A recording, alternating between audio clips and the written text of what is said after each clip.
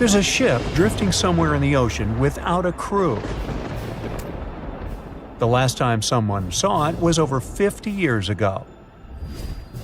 Its story reminds of that of the Flying Dutchman, a ship that's bound to sail forever and bring disaster to whoever sees it at sea.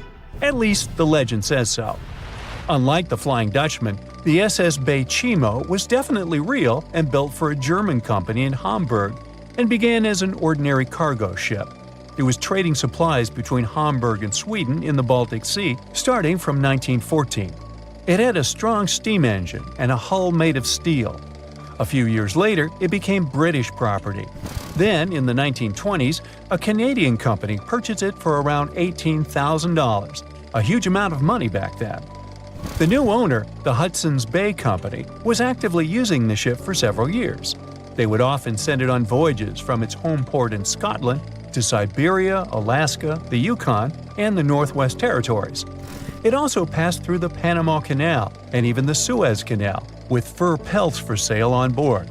Sometimes it would also transport passengers. It had completed 9 successful voyages before this strip of good luck came to an end.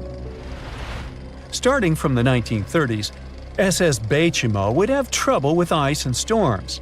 When it first got trapped in ice in October of 1931, some of the crew managed to escape to Alaska. 15 of 22 sailors decided to stay with their vessel and try to save it. They had furs and other valuable cargo worth around $58,000 aboard. The company sent them supplies to survive the winter. They set camp near the ship out of the hatches, tarpaulins, and other materials, and offloaded the cargo. At the end of November, a blizzard rushed through the area, and it seemed like it had taken the ship with it. The ice platform had survived, but the ship broke free. Some of the crew members were sure it had sunk. But soon after, they heard from one of the locals who had spotted their ship around 45 miles away from their camp. The crew moved on with their lives, and the ship started its journey as a runaway vessel. People would spot SS Bay Chimo once a year or so, all the way until 1965. It was mostly spotted off the coast of Alaska. A man going to Nome with his sled dog, along with prospectors, explorers, and treasure hunters, all claimed to have seen SS Bay Chimo. Someone tried to board it and take it to port, but ended up stranded on it for days because of horrible weather. Others got luckier and managed to take a whaleboat, some furniture, and other valuables from the vessel. Those who got close to the ship saw that it was damaged and missing the propeller. Still, it stayed afloat without a crew for at least 38 years and became the longest sailing ghost ship in history. In 2006, the Alaskan authorities started a project to solve the mystery of this ghost ship of the Arctic and finally find SS Bay Chimo, either still above or below the water. So far, the project has not been a success. SS Bay Chimo remains one of the estimated 4,000 ships that have disappeared off Alaskan shores. If the legend of the 17th century isn't lying, this ghost ship could be sailing somewhere along the Flying Dutchman. It belonged to the Dutch East India Company. Its captain managed to do the impossible for that time and sailed from Holland to Indonesia in only 3 months. They said he was flying over the sea, and some evil tongues explained that he had made a deal with evil forces to achieve that. Once the ship was sailing back home, its captain and crew disappeared without a trace. There are many versions of what happened to it. One of the first ones said it had tried to enter port at the Cape of Good Hope, got in a terrible storm, and sank as there was no captain to save it.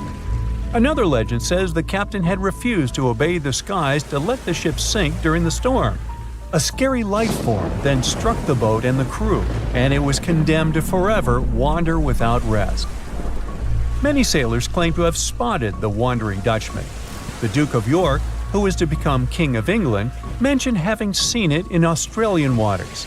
Right after spotting the ship, the man who saw it first fell from the top of the mast and didn't survive.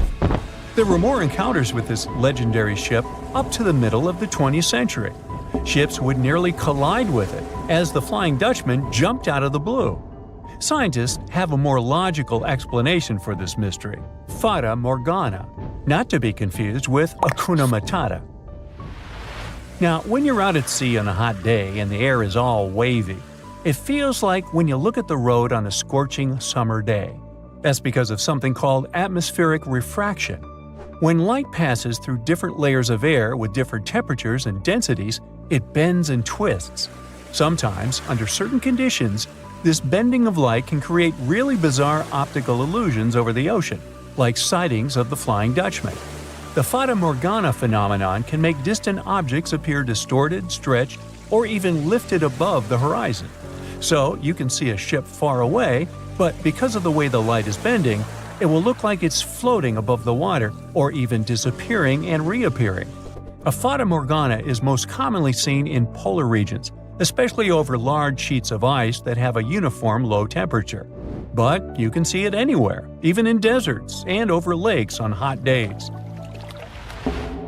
The first stories about ghost ships go all the way back to ancient Greek and Roman mythology. One of the most famous ghost ships in history is the Mary Celeste. This brigantine was traveling from New York City to Genoa and was fully stocked with provisions, but missing a crew when it was discovered in the Atlantic Ocean in 1872. The crew's personal belongings were also there, completely undisturbed. The final entry in her log was made 10 days earlier. We still don't know what happened to its crew, and the ship has inspired many spooky stories and legends. The Lady Lovibond was another legendary schooner that is believed to have been wrecked off the coast of Kent in the middle of the 18th century.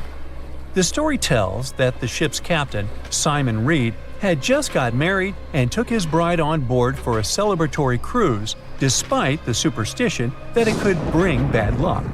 They were on their way to Portugal when the first mate, who is also in love with the captain's new wife, went mad because of jealousy, attacked another crew member, and then took over the wheel and steered the ship straight into the dreaded Goodwin Sands. No one aboard survived, and the schooner is said to reappear as a ghost vessel every 50 years. In present times, many vessels become abandoned and turned into ghost ships intentionally. There are thousands of them floating in U.S. rivers, lakes, channels, and coastal waters. Some people lose their boats in storms and other extreme weather. Others have to abandon their boats because maintaining them can cost 10% of the boat's price. Plus, docking a vessel can add up to several $1,000s every year. Most boats have been made of fiberglass, so an owner can't just recycle them as scrap metal. So, once they want to get rid of it, they often tie it to a dock and sneak away, or leave it floating far away from the shore, or just try to sink it. When ghost ships sink in shallow waters, they can cause damage to coral reefs, mangroves, marshlands, oyster habitats, and wetlands. Plus, they can collide with unsuspecting regular ships and cause real trouble. So, don't do that. Enough said. The sea, this unrelenting water beast, has been defying all attempts to tame it for centuries. Many ships driven by the wind have gone through the harshest parts of the world. Some have survived the struggle with the sea, and many have come off second best. It's the year 1834. A ship called the Pilgrim is setting a course to sail from California to Boston. The journey will venture around South America and then past Cape Horn of Chile. Richard signs up as a merchant seaman aboard the Pilgrim. This is his first voyage at sea. The crew tells Richard stories of the Drake Passage off Cape Horn, a route that's legendary for its dangers. Countless ships and sailors have disappeared in those waters. Since Cape Horn's discovery in 1526, it's quickly become known to all those that have sailed around it as the ultimate test of any mariner's skill and of any ship's strength. Those that have survived the journey call Cape Horn a sailor's nightmare. Jack the helmsman, a salty veteran, steers the ship towards this most dangerous of all routes. Jack has been aboard the Pilgrim since it was first commissioned in 1825. He's passed by the Horn many times, each time learning a different lesson from the tests provided by the sea. The Pilgrim has been refitted since its past voyage a year ago. Richard values Jack's experience, given that it's his first journey at sea. Jack assures Richard of his confidence in the Pilgrim, even though it's just a small wooden brig with 2 masts. Jack's aware that wooden vessels are gradually becoming outdated, replaced by new steam-powered ships. But Jack prefers the maneuverability of the Pilgrim and would take it over the steel ships any day. Richard is excited to be aboard. There's so much to explore in life as a merchant seaman, but the guy struggles to acquire his sea legs on the boat. Forceful winds make the Pilgrim move faster, providing Richard with a quick introduction to life at sea.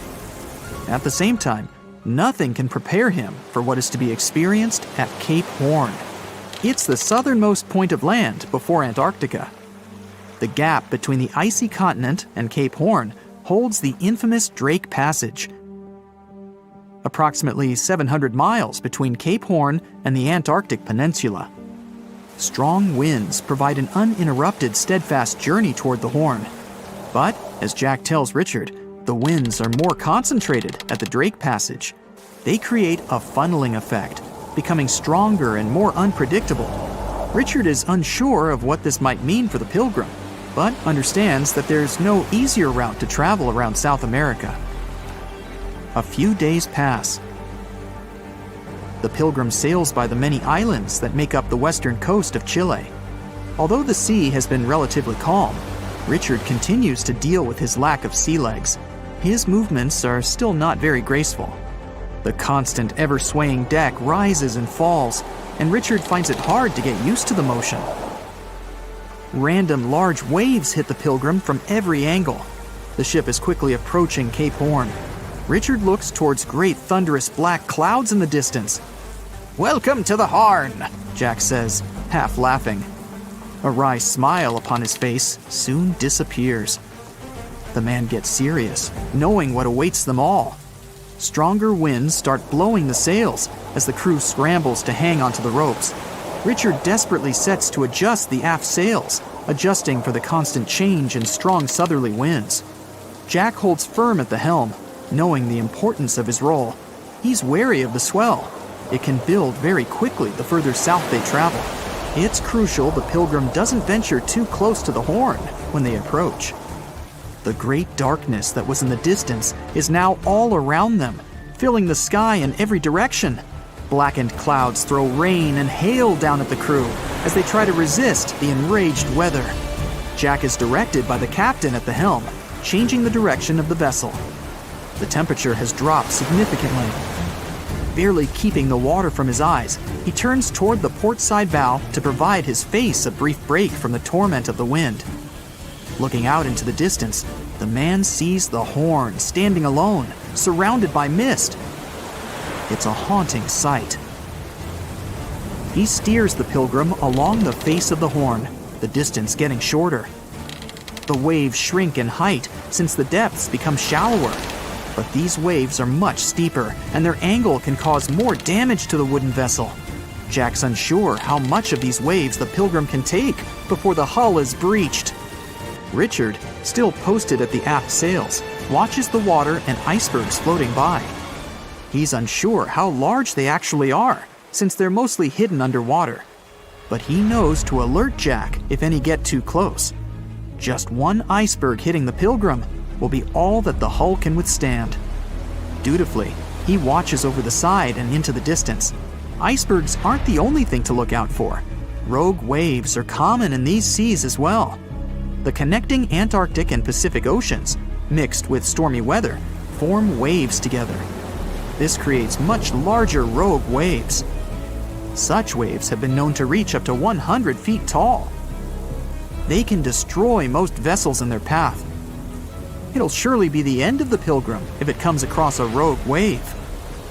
Strong currents adjust the route of the Pilgrim, as though the Horn is trying to lure the ship toward its rocky shallows. Slowly, they are getting pulled closer toward the Horn. Jack is fighting the current at the helm. Spinning the wheel, he strains his body as much as he can. Grunting, he plunges the wheel from the port side to starboard and back again. The captain keeps yelling directions. To a novice, they're extremely confusing. But Jack, a hardened veteran, continues to interpret the directions with ease, steering to readjust their course away from the Horn. The captain orders Richard to assess the hull below the decks. With the level of pounding the Drake Passage has provided so far, it's surely harmed the ship in some way. Richard runs to the deck as another sailor yells something at him, but the noise of the sea makes it difficult to hear. A wave hits the side, flowing onto the deck. Richard manages to hang on to the mast before he's almost swept overboard. The entire front deck seems to be underwater. Hanging on as the water rolls off the sides of the ship and waiting for it to clear, Richard watches the horn slowly go past. Still, it beckons toward the Pilgrim, as though asking for its dues from the crew. The currents are still pulling the ship while the storm is raging on, with no end of the struggle in sight. The storm is growing ever larger and fiercer. Richard gathers himself to head below and assess the damage. After a slow descent to the lower decks, Richard can finally look over the hull from the ship's quarters. There's no damage from what he can gather. But he's shocked by the depth of the water inside. It's now at waist depth. Cups, amongst other things, float in the water.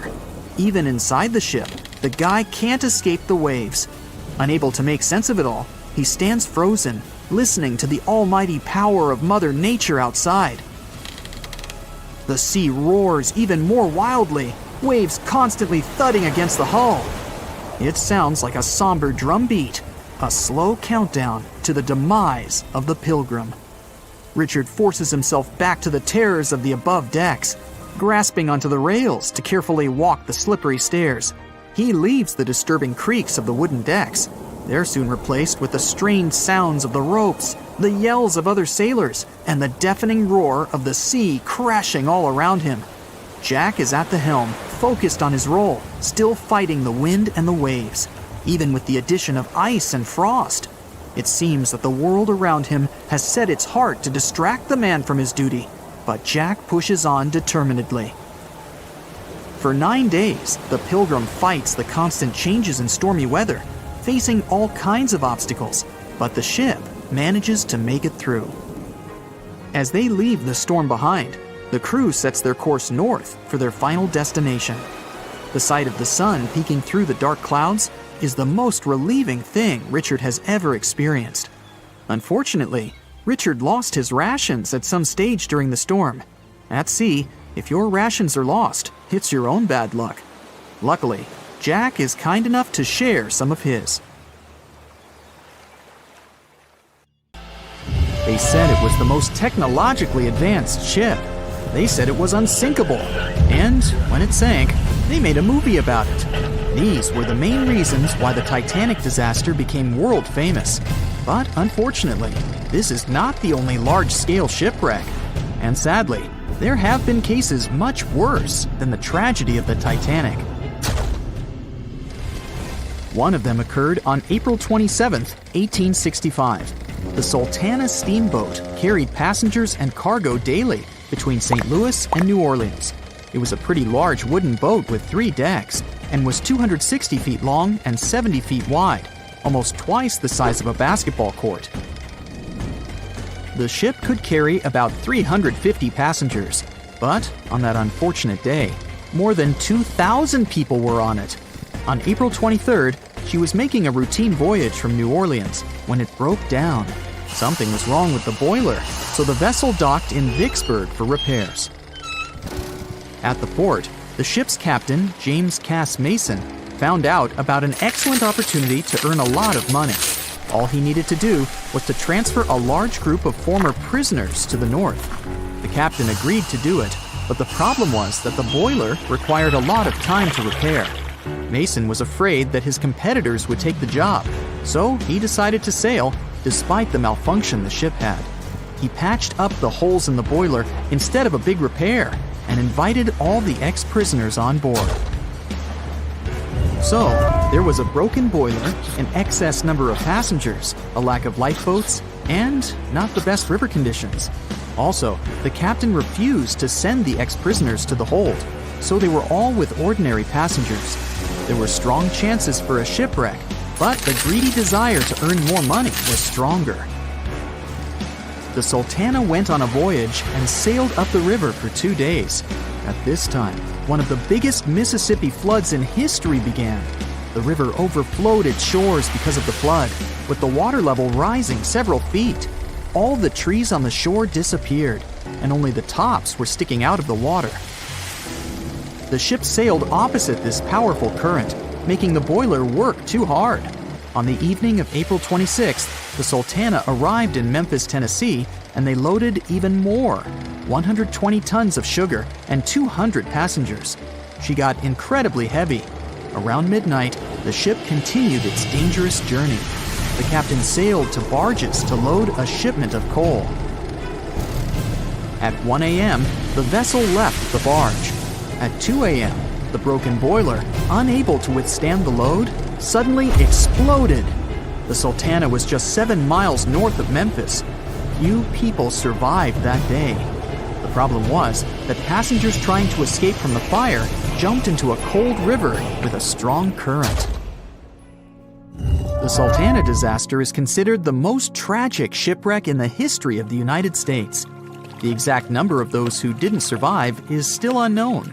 According to various sources, this number was from 961 to 1,800 people. Don't be surprised that almost no one knows this story. There were many more survivors in the Titanic tragedy, and everybody heard about it. But the Sultana sank during one high-profile event. 12 days before the shipwreck, the country lost Abraham Lincoln. People hadn't yet recovered from this news, so no one paid much attention to the tragedy of the Sultana. Many catastrophes happened quite recently by historical standards. One of them occurred in 2002. The ferry Lejula was a Senegalese vessel. The ferry sailed twice a week, mainly along the coast of Dakar, carrying passengers who traded mango and palm oil. It made daily voyages and never faced severe problems thanks to modern rescue equipment and good repair service. But one day, the ship's crew discovered a malfunction and sent the boat to port. For almost a year, Lejula was in a non-working condition, awaiting repairs. But it didn't get high-quality service. After poor maintenance, the ferry set off on its last voyage. On September 26, 2002, Lejula sailed between southern Senegal and Dakar, and at 11 p.m. headed toward Gambia, where a strong storm began. The wind raised high waves, but this wasn't critical for the large passenger ship unless the number of people on board didn't exceed the established norm. Lejula was supposed to carry about 500 passengers, but had many more people that day. Too many passengers, poor repairs, and a strong storm caused severe problems for the ship. But the main factor in the shipwreck was that Lejula was only built for sailing in coastal waters, but that day, it sailed far from the shore. Big waves started rocking the boat, and at some point, it just turned upside down. The ship's deck went underwater, and its lower part stuck above the surface like an iceberg. All the passengers sitting in cabins fell on the ceiling and lost their orientation in space. There were no holes or damage in the ship's hull, and water flooded the lower decks for a long time. The vessel stood in a twisted position for several hours. Then, the boat began to sink when the water seeped through the deck and hold. The ocean was warm, but no one came to save the passengers. People had to wait almost 4 days to be rescued. Unfortunately, only a few managed to survive. The Philippines is a very dangerous area for ships. This place consists of several thousand islands and a vast area with shallow water. Ships can run aground and damage the hull with reefs and pitfalls. On September 20th, 1987, one of the most terrible disasters in navigation history occurred there. A Philippine passenger ferry called Dona Paz left one of the islands and sailed toward Manila. The sun was shining, the ocean was calm, and the visibility was good. But for some reason, the crew members didn't notice how the tanker Vector was approaching them. The two ships collided at low speed. The collision wasn't strong, but the problem was that the Vector had tons of oil on board, and the Dona Paz crashed into the cargo hold where that oil was stored. So it spilled all over the ocean, and then a spark slipped through. Not only did the two ships catch fire, but also filled with water. Both ships sank in a matter of seconds. Only a few dozen people survived that disaster. On September 27, 1854, the passenger ship Arctic sailed from Liverpool to New York. The fog came rolling down, and visibility got really bad. Another boat appeared out of the thick white haze, the French steamer Vesta. The ships were close enough to each other that a collision was inevitable. The French vessel was smaller, so it seemed to the Arctic's captain that Vesta had received a lot of damage. And while he was staring at the other ship, his boat got quickly filled with water. The captain gave the order to sail to the shore as fast as possible, but the ship's engines stopped working because of the flood. Then the ship's crew started to lower lifeboats with women and kids. Still, when rescuers found lifeboats with people, it turned out that only 87 out of 400 people survived, 65 crew members and 22 passengers. Surprisingly, there were only grown men among them. The ship's captain survived by clinging to the wreckage. All newspapers wrote about this story as one of the most terrible and shameful tragedies in navigation history. The survivors were criticized because they didn't save women and kids, and the crew members were accused of violating the law, since the safety of passengers should be higher than the safety of sailors. But despite this, none of them were brought to responsibility. Unfortunately, shipwrecks still occur to this day, but fortunately, there are fewer of them than before, thanks to modern navigation systems and radar. But no technology can guarantee there won't be a super strong storm or any other emergency that no one can foresee. A ship is traveling across the Atlantic Ocean when a storm starts. At first, the situation doesn't seem to be very bad, but soon, people on board the ship realize that the storm is intensifying. Waves are huge, and nothing can save the ship. It's starting to sink. On board, there's only one lifeboat. Sadly, it can only hold one person. The captain is in a terrible situation. He needs to decide which passenger can be given a chance to survive. Besides the captain, there are 8 people on board. Some of them seem to be lovely. Others look like villains. But you might not know the truth until it's too late. The first passenger is Alex, a 28-year-old talented artist. He's just had his first international exhibition and is boasting about that left and right. He claims to dream of inspiring the world with his art, but did I mention it's his shy twin brother who painted those masterpieces? And Alex just steals his shine? Next is 23-year-old Maria, who's 8 months pregnant. She's quite spoiled, often behaves unreasonably, and treats the staff on board badly. She's traveling home to her husband, but little does he know that the kid is not his, but his best friend's. And she's been cheating on him since forever. Though we can't let this innocent soul perish, can we? Despite his untidy appearance, this 65-year-old scientist, Professor Marcus, is a leading researcher in the field of gene therapy.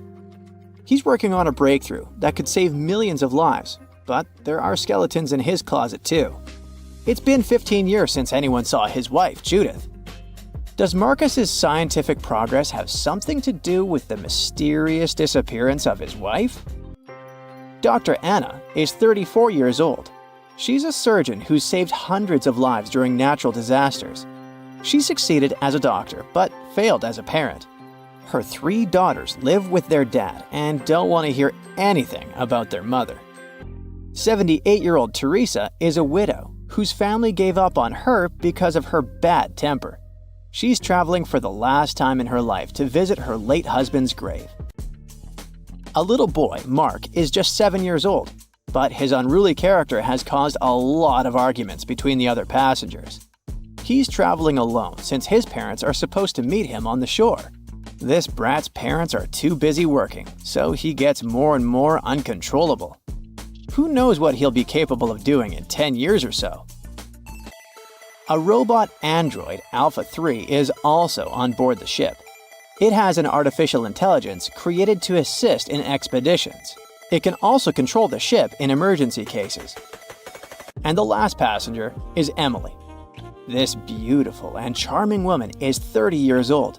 She lives off of powerful, old, rich men and has enough money to burn. She hasn't worked a single day in her entire life and just travels the world. To make his choice, the captain invites each of the passengers to listen to their stories. He asks each of them just one question. Why would you be the one to survive? Alex says, "You see, my art can inspire and change the world. Looking at my works, they help people see the beauty of life, especially during difficult times. I must continue living. I have so much to show through my paintings." Maria answers, "Can't you see that a new life is growing inside my body? It's me and my unborn kid who must survive. We risk losing a talented doctor or an artist in the future. It's not just my life we're talking about." Professor Marcus says, "My work is not finished yet. It might save thousands of lives. I'm close to a breakthrough and I need to live to make it." Dr. Anna says, "My hands save lives. I have proven many times that I can do the impossible in extreme conditions. The world can't lose my skills and knowledge." The elderly woman begs, Please, you must understand me. I might have lived a long life, but I want to see my husband's grave. Mark says, I'm still a kid. My parents are waiting for me at home. I want to hug my mom and dad. Alpha 3 states that it was created to serve and help people. Its ability to analyze situations and make rational decisions in a crisis can be used to prevent future disasters.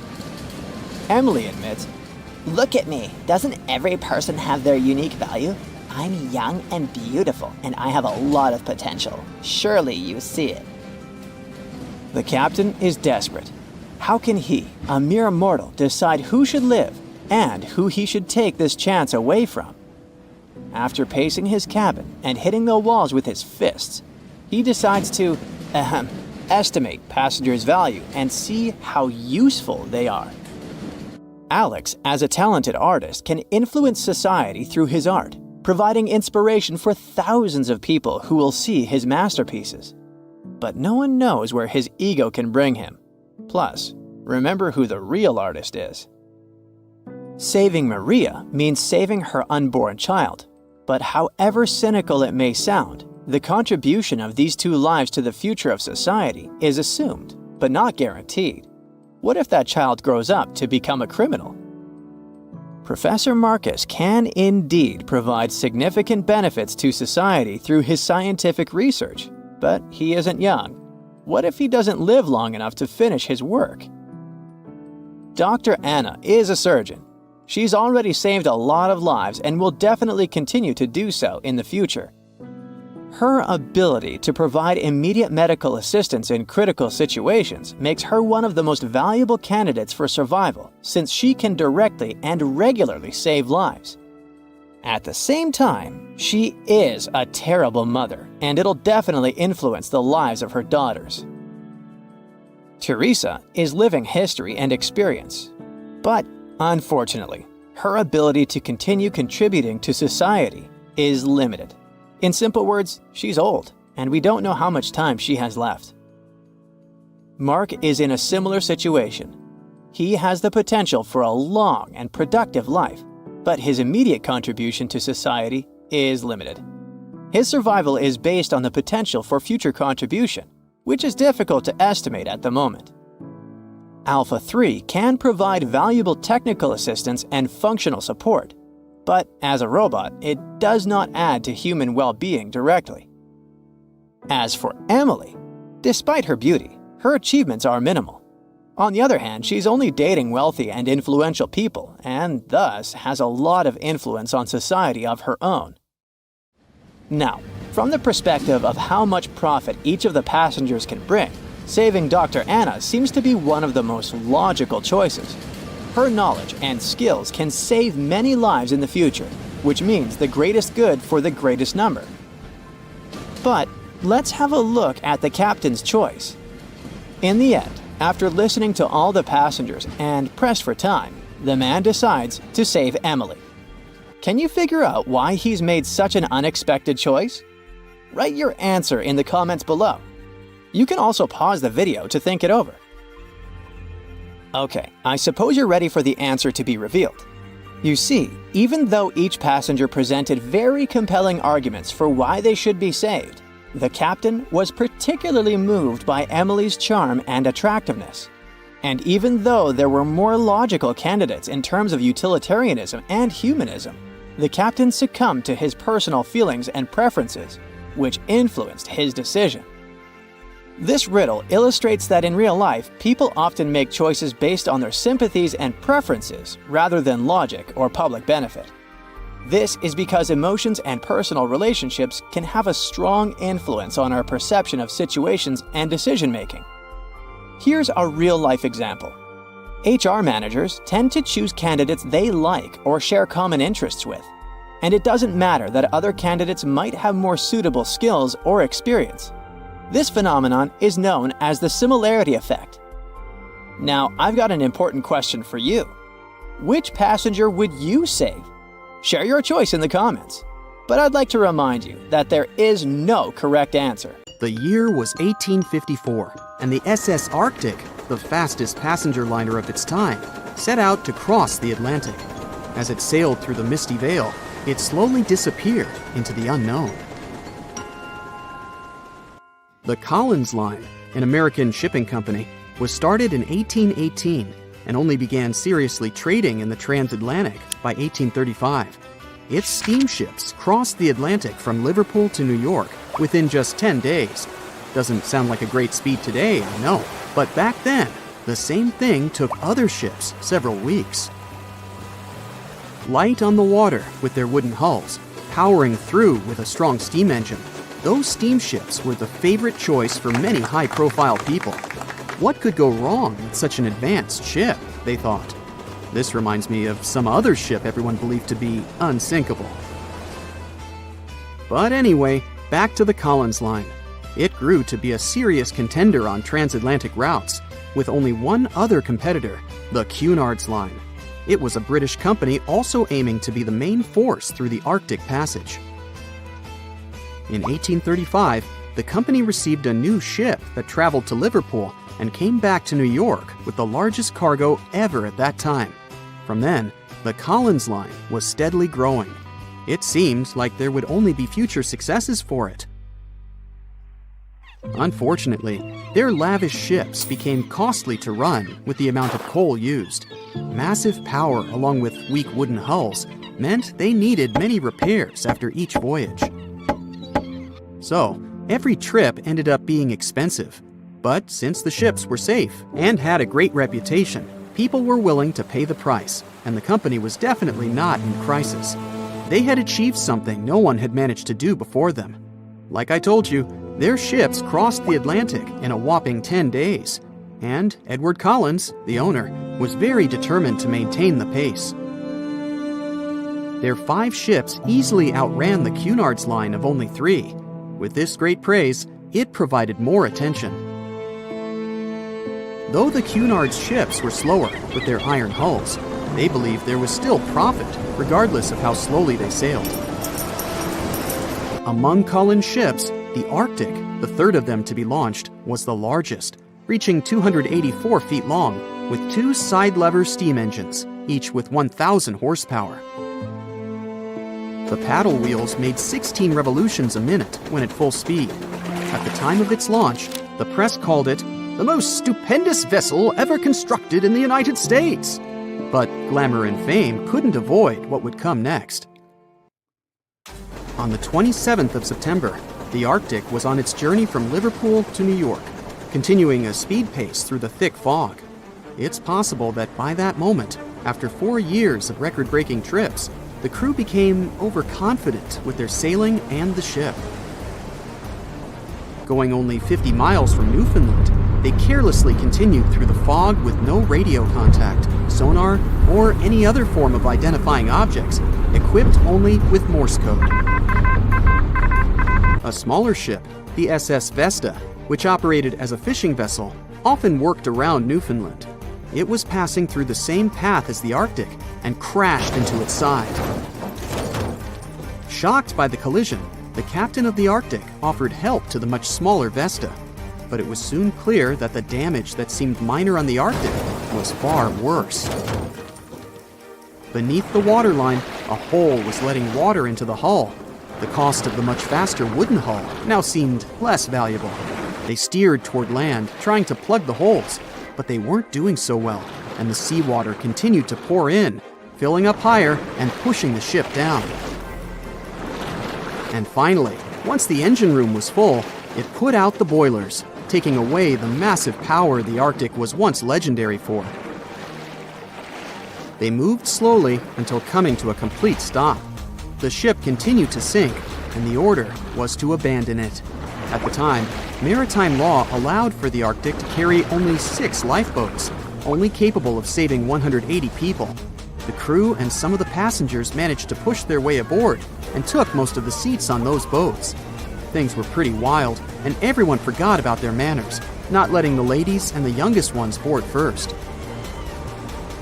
It took 4 hours for the Arctic to sink. 150 crew and 250 passengers were on board. Those that weren't able to find a lifeboat made a desperate attempt to build their own rafts from parts of the ship. 2 days later, only 3 boats made it safely to the shore. The other 3 were never found.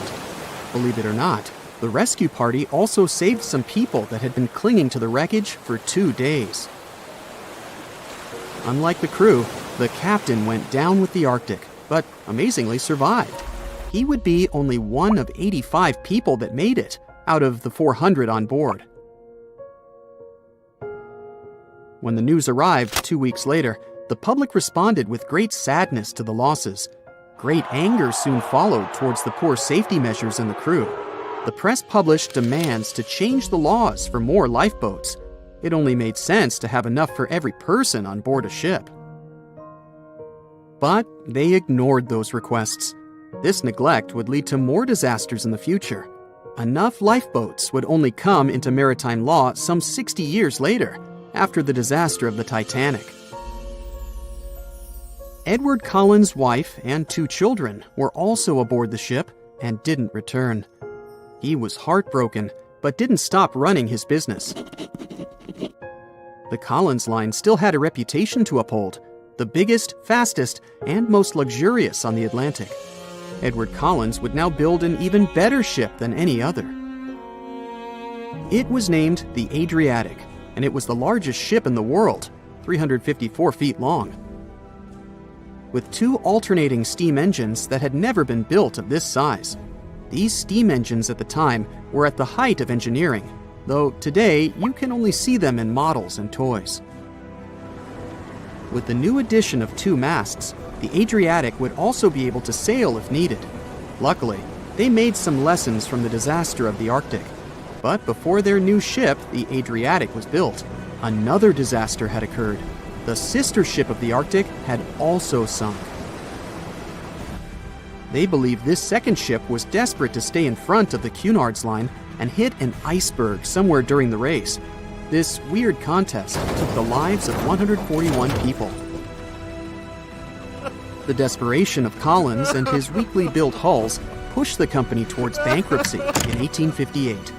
The newly built Adriatic, costing over $1 million, had only made 1 voyage in the end. And even that voyage was considered a disaster. The ship collided with a tugboat.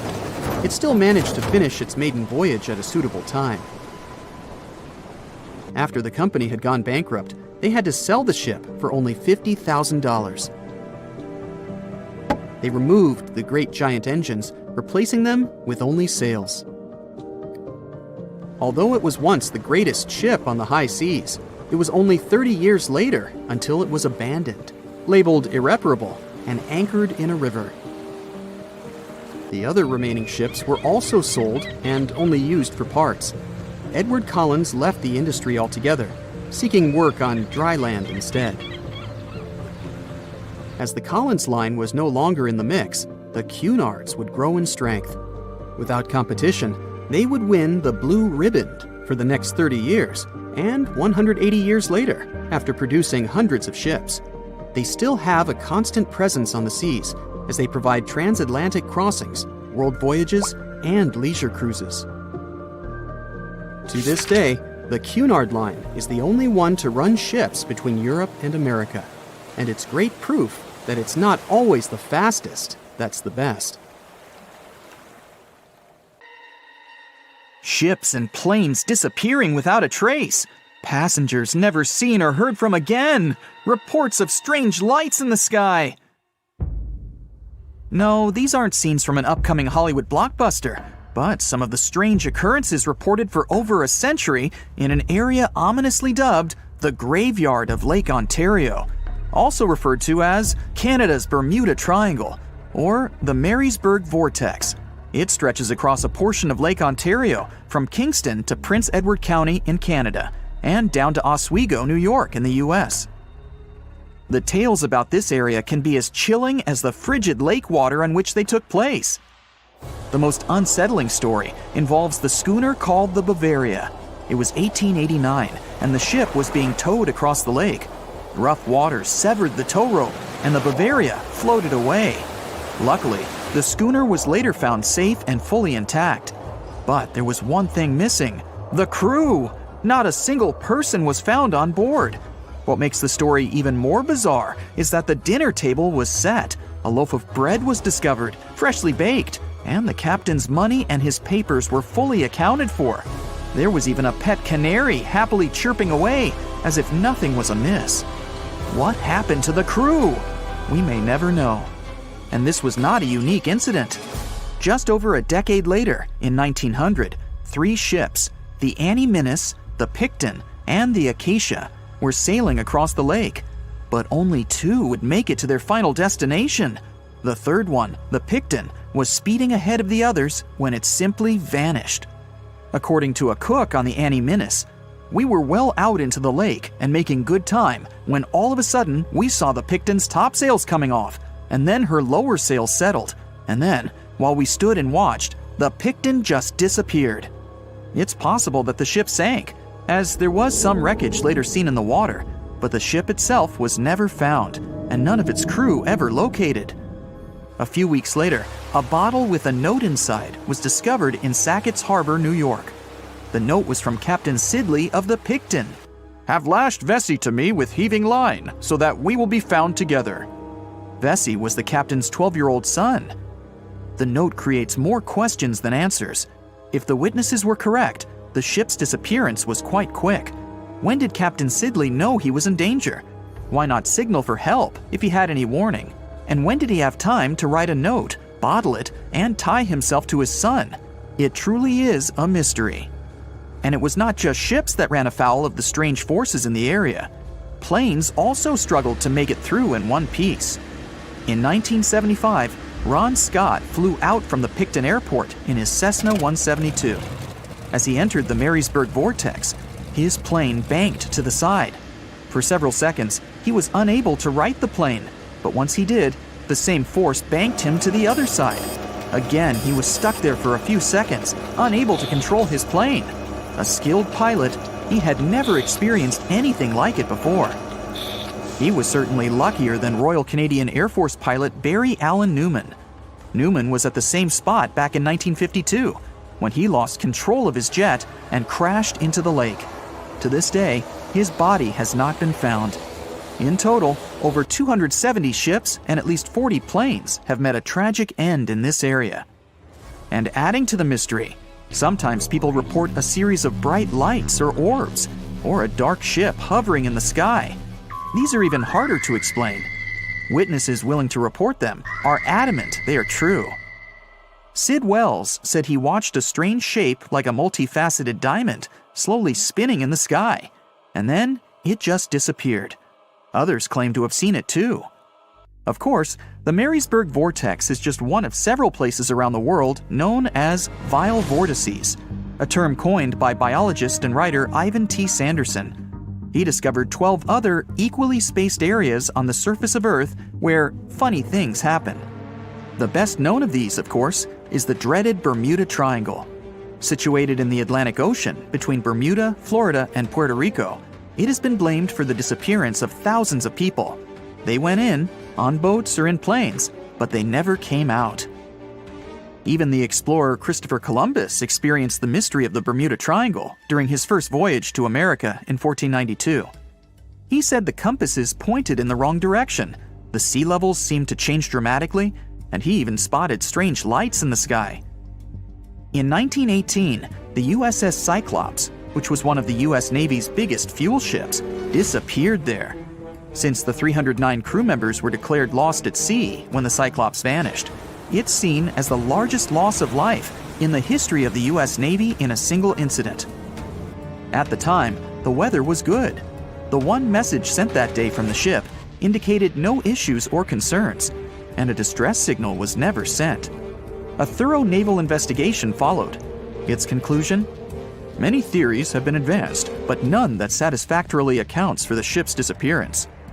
In other words, the investigators were stumped. There's also the Dragon's Triangle, located in the Pacific Ocean.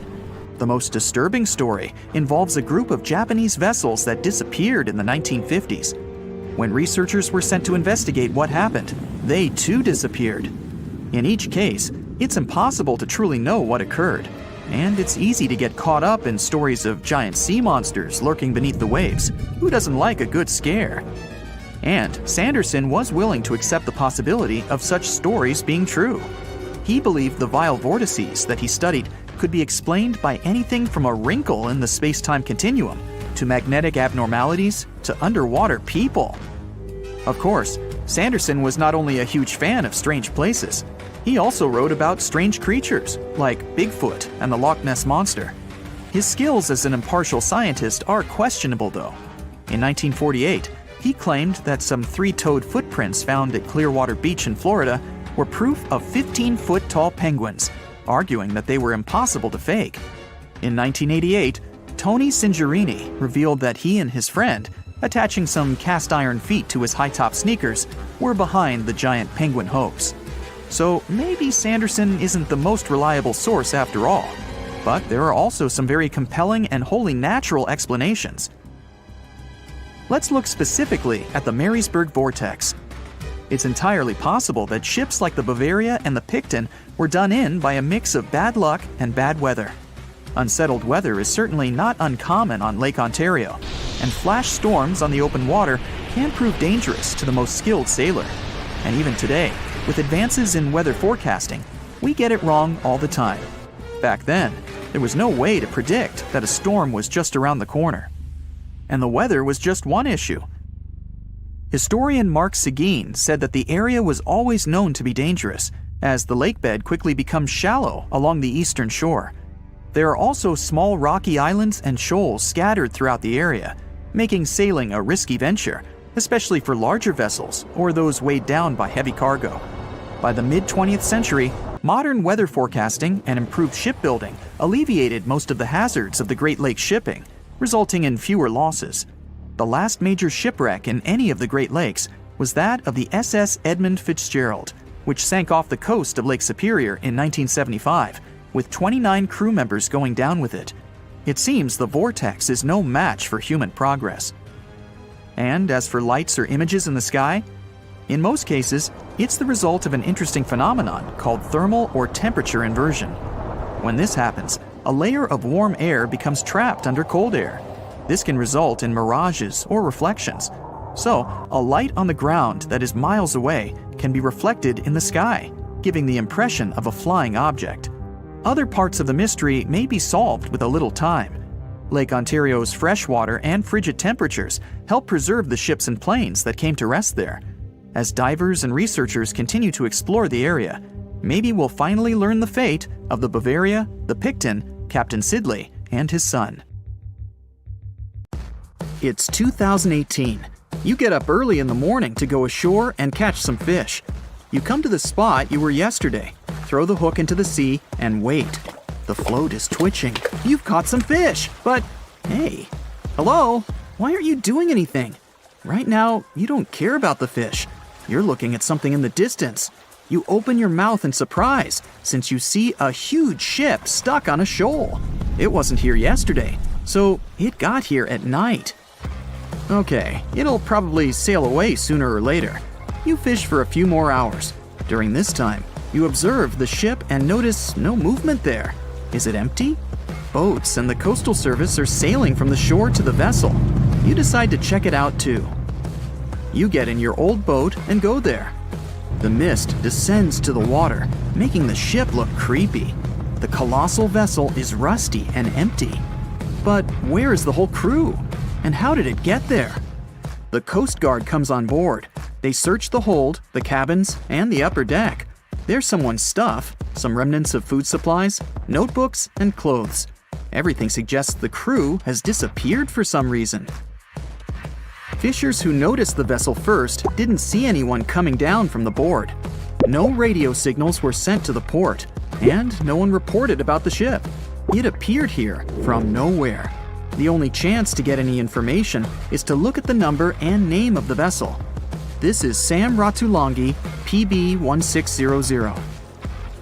The Coast Guard checks the information, studies the data of all the country ships, and no way. One company built the boat in 2001 in Indonesia. People used it to transport heavy loads across the seas around Asia. The ship had been properly operating for 8 years. People were delivering industrial goods to different points in the region, but something went wrong. In 2009, Sam Ratulangi was sailing near the coast of Taiwan, and that's it. There were no further records about it. There were no reports in any port. Everyone thought it must have drowned, so no one had been looking for it for years. And then, 9 years later, it appears here, big and rusty, off the coast of Myanmar, without sailors, without fuel. An investigation starts. City services are trying to find out the names of all the sailors working on the ship and find clues that would lead to solving this mystery. They also hope the ship owner will appear soon. They find 2 tow ropes on board. This means that some other ship towed Sam Ratulangi to this place. Then they identify and find 13 crew members. These people say they wanted to reach the factory in Bangladesh to repair Sam Ratulangi. Another vessel helped tow the ship, but then 2 cables tore off, and a storm began. No one wanted to stay on board during such weather, so the crew members left it. No one knows what the ship has been doing for the last 9 years, and how it was possible without people on board. And here's another, much more mysterious ship story. On February 16, 2020, locals found a large cargo ship stuck on a rocky shore off the coast of an Irish village. The boat looked rusty, with holes in the hull and rotten parts. People hadn't seen this vessel the day before, so it appeared there at night.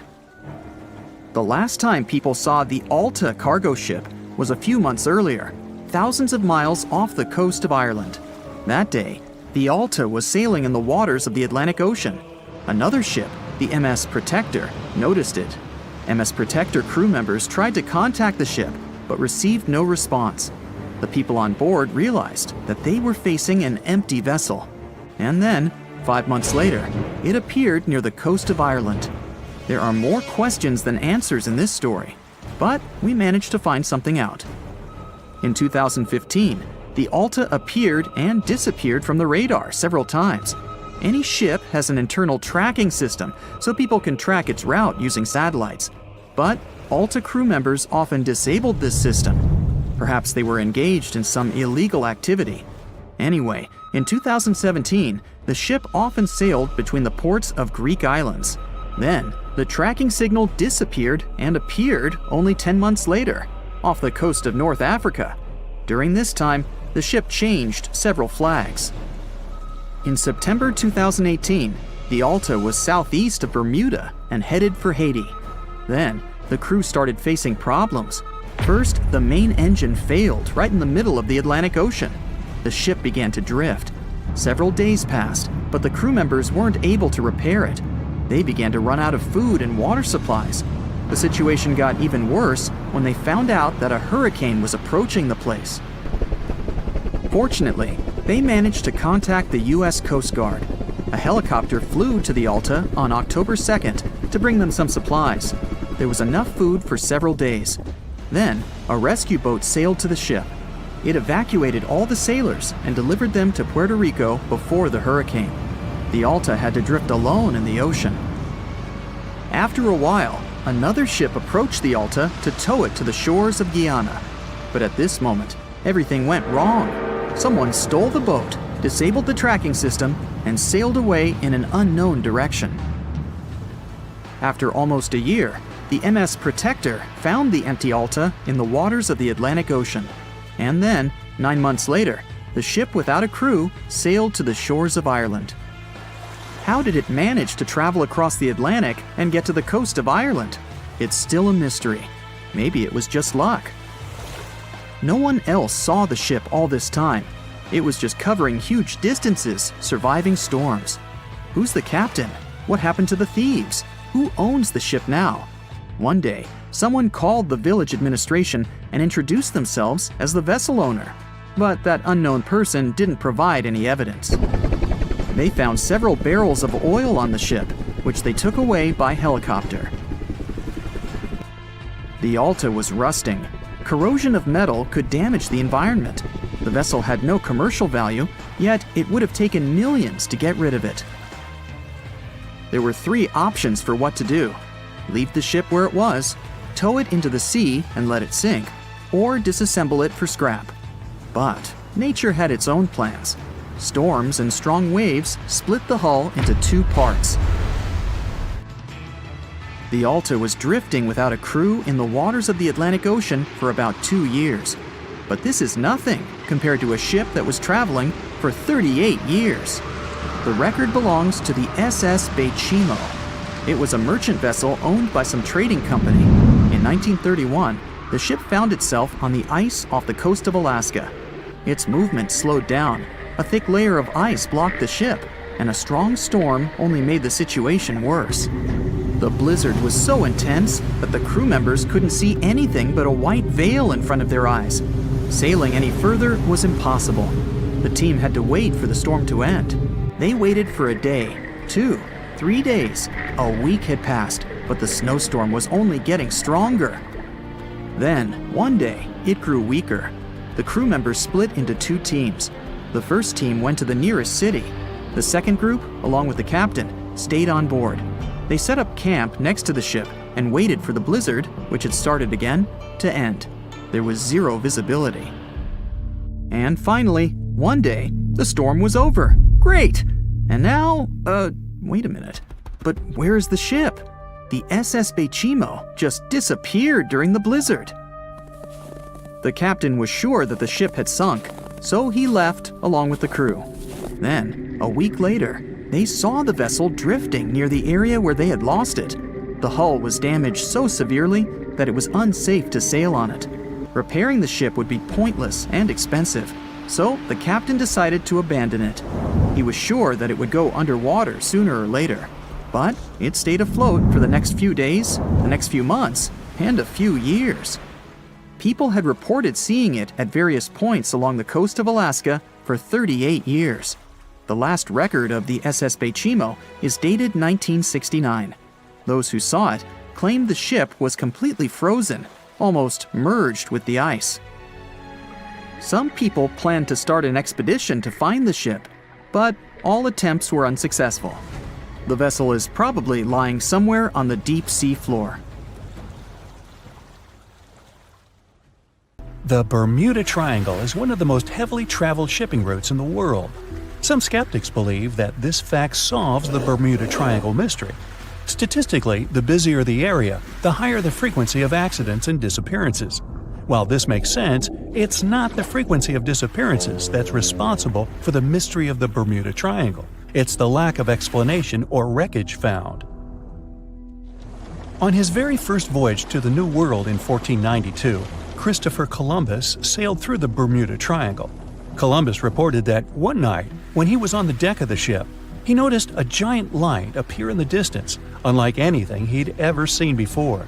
Columbus looked at his compass for direction, and it gave off erratic readings. You might have noticed that the Bermuda Triangle doesn't appear on any world map. This is because official institutions refuse to acknowledge that the area actually exists. No one exactly knows how many ships and planes have disappeared in the Bermuda Triangle. The rough estimate is 50 ships and 20 planes. Most of the time, the disappearances had no explanation and no wreckage has ever been left behind. When the TBF Avenger planes went missing, a massive search operation was conducted. Boats and planes searched the Bermuda Triangle for any signs of the aircraft. One of the boats searching was a PBM-5 Mariner airboat. The airboat took flight at 7:27 p.m. and called in a routine radio message 3 minutes later. Then, it was never heard from again. No trace was ever found of the rescue airboat or the 5 Avenger aircraft. A huge investigation was launched into the disappearance of all these vehicles, but nothing was ever discovered. The Bermuda Triangle is home to some pretty intense and unexpected weather. Storms build up quickly and unexpectedly, then disappear soon after. If you blink, you might miss it. This could explain why few distress signals are issued. Pilots and sailors never saw the weather coming. A popular theory suggests that rogue waves are responsible for the many disappearances. Rogue waves are called extreme storm waves by scientists. They occur when different weather patterns take place at the same time and cause large unexpected waves that reach up to 100 feet tall. Witnesses say that the waves look like giant walls of water. These waves could explain why ships go down fast and without leaving any trace. Just off the coast of Japan, you'll find the Bermuda Triangle of the Pacific Ocean. They call it the Devil's Triangle. Between 1950 and 1954, 9 ships disappeared in this area without leaving a trace. The ship Maroon 5 was sent to investigate these unexplained disappearances when it also vanished. After this incident, the Japanese authorities labeled the area as a danger zone, and sailors were encouraged to avoid it. Some people blame all disasters on the extraterrestrial paranormal activity. Others suppose it's all about raging natural phenomena. Some scientists believe the cause of anomalies is the environmental changes. Also, there's a really high concentration of methane hydrates on the bottom of the ocean in the Pacific Bermuda area. This gas tends to set off, and when it happens, bubbles start forming on the surface of the water. These gas eruptions can interrupt the ability to float and can easily sink a ship. Because of this chemical reaction, there won't be even a trace left. Underwater volcanoes are said to be another possible explanation for the Japanese Dragon's Triangle. In fact, they can take down even small islands. Luckily, nobody lives there. It's a pretty common thing in this area that some of them disappear underwater and others appear out of the blue because of seismic activity. You'll never find the Dragon's Triangle on any official map of the world, so nobody's quite sure about how large it is in reality. In July 2015, 2 teenagers disappeared after setting sail off the coast of Florida. There's some mystery about what the 2 teens were really getting up to. They told their parents that they were just going to fish, but they told their friends that they were crossing to the Bahamas. Shortly after they left, a line of thunderstorms moved towards the area, and the boys were never heard from again. A massive search was conducted, but sadly, nothing was found. 1 year later, the pair's boat was found off the coast of Bermuda with a broken iPhone and some personal effects left inside. One of the most popular and bizarre theories trying to solve the Bermuda Triangle mystery comes from Charles Berlitz. He insists that the area is home to the lost city of Atlantis. The missing ships and planes and malfunctioning equipment, according to him, were all caused by rays of energy let out by the special energy crystals that power Atlantis. While this sounds silly, Berlitz's theory was convincing enough that over 20 million people bought his book worldwide. Previously, the compass wouldn't work well in the Bermuda Triangle since the lines of the 2 poles coincided here, true north and magnetic north. But if you fall into this line, your compass will behave strangely. But the magnetic north is constantly shifting, and now it's far beyond the triangle. No legend says pirates of the last centuries operate in the Bermuda Triangle, or that the Flying Dutchman makes other ships disappear. A popular theory is that ships travel to the distant past or future through a time portal in the Bermuda Triangle. Fortunately, these are all myths. Just imagine hundreds of giant tentacles reaching out to a group of ships sailing through the Bermuda Triangle. In the past centuries, they could easily sink an entire fleet, since the ships were made of wood and were lighter. Squids wrapped decks with their strong tentacles, made holes in the ship's hulls with their sharp beaks. Toothy suction cups could break the masts and tear the sails. The water was filling the holds and slowly rising to the deck. The ship sank in a matter of minutes. Survivors reached the shore and told everyone about huge monsters. This is how the legends of the Kraken appeared. Fortunately, now people have sonars and equipment for monitoring the sea space. They say the main reason why this place is so enigmatic must be the magnetic fields that form this ominous triangle. Ocean floor is made of rocks containing a lot of magnetite. It's more like iron. Magnetic fields react to the high concentration of magnetite on the ocean floor, which may start a sort of conflict between the two. It can often lead to various weather anomalies and, as a result, navigation issues. And naturally, any changes in the ocean floor or the Earth's magnetic fields influence the Bermuda Triangle a lot. Magnetic fields tend to shift their position, so do tectonic plates and even the continents, even though we never notice it. The skies are usually very clear there, but back in 1883, some people witnessed abnormal things in the area. Some claim to have seen large blocks of ice falling from the skies, and the crew even managed to save one as hard proof. Seems like the Bermuda Triangle has an alternate not only on Earth, but even in space. Spacecraft usually don't disappear into thin air though, like there's no air. This anomalous area is really large and stretches right above the South Atlantic. It occupies the area from Chile to Zimbabwe and sits right at the point where Van Allen radiation belts are the closest to the surface of our planet. The Earth has two such belts, which come in handy trapping the particles that shoot in from the Sun. They do a great job protecting the Earth from radiation. The magnetic field there is lower, so it allows the Earth's radiation belt to come closer to the surface. Whenever a satellite passes by, it will be exposed to radiation, which might lead to serious damage. So, no satellite can take pictures of it. The South Atlantic anomaly is part of the Earth where natural radiation just flows out of control. Still, there is little evidence that all these triangles are really dangerous. Many believe the Bermuda Triangle itself has been proven time and again to be nothing but a work of fiction. In fact, some shipwrecks, such as the Ellen Austin, gained popularity in the middle of the 20th century, while nobody even thought of drawing a triangle in the Bermuda area before that. The mystery was popularized by science fiction writers and became a common myth, while no serious research proved it any more dangerous than other parts of the world's ocean. So, the crew of the Ellen Austin back in 1881 weren't even aware of the Bermuda Triangle back then, let alone afraid of it. What do you think?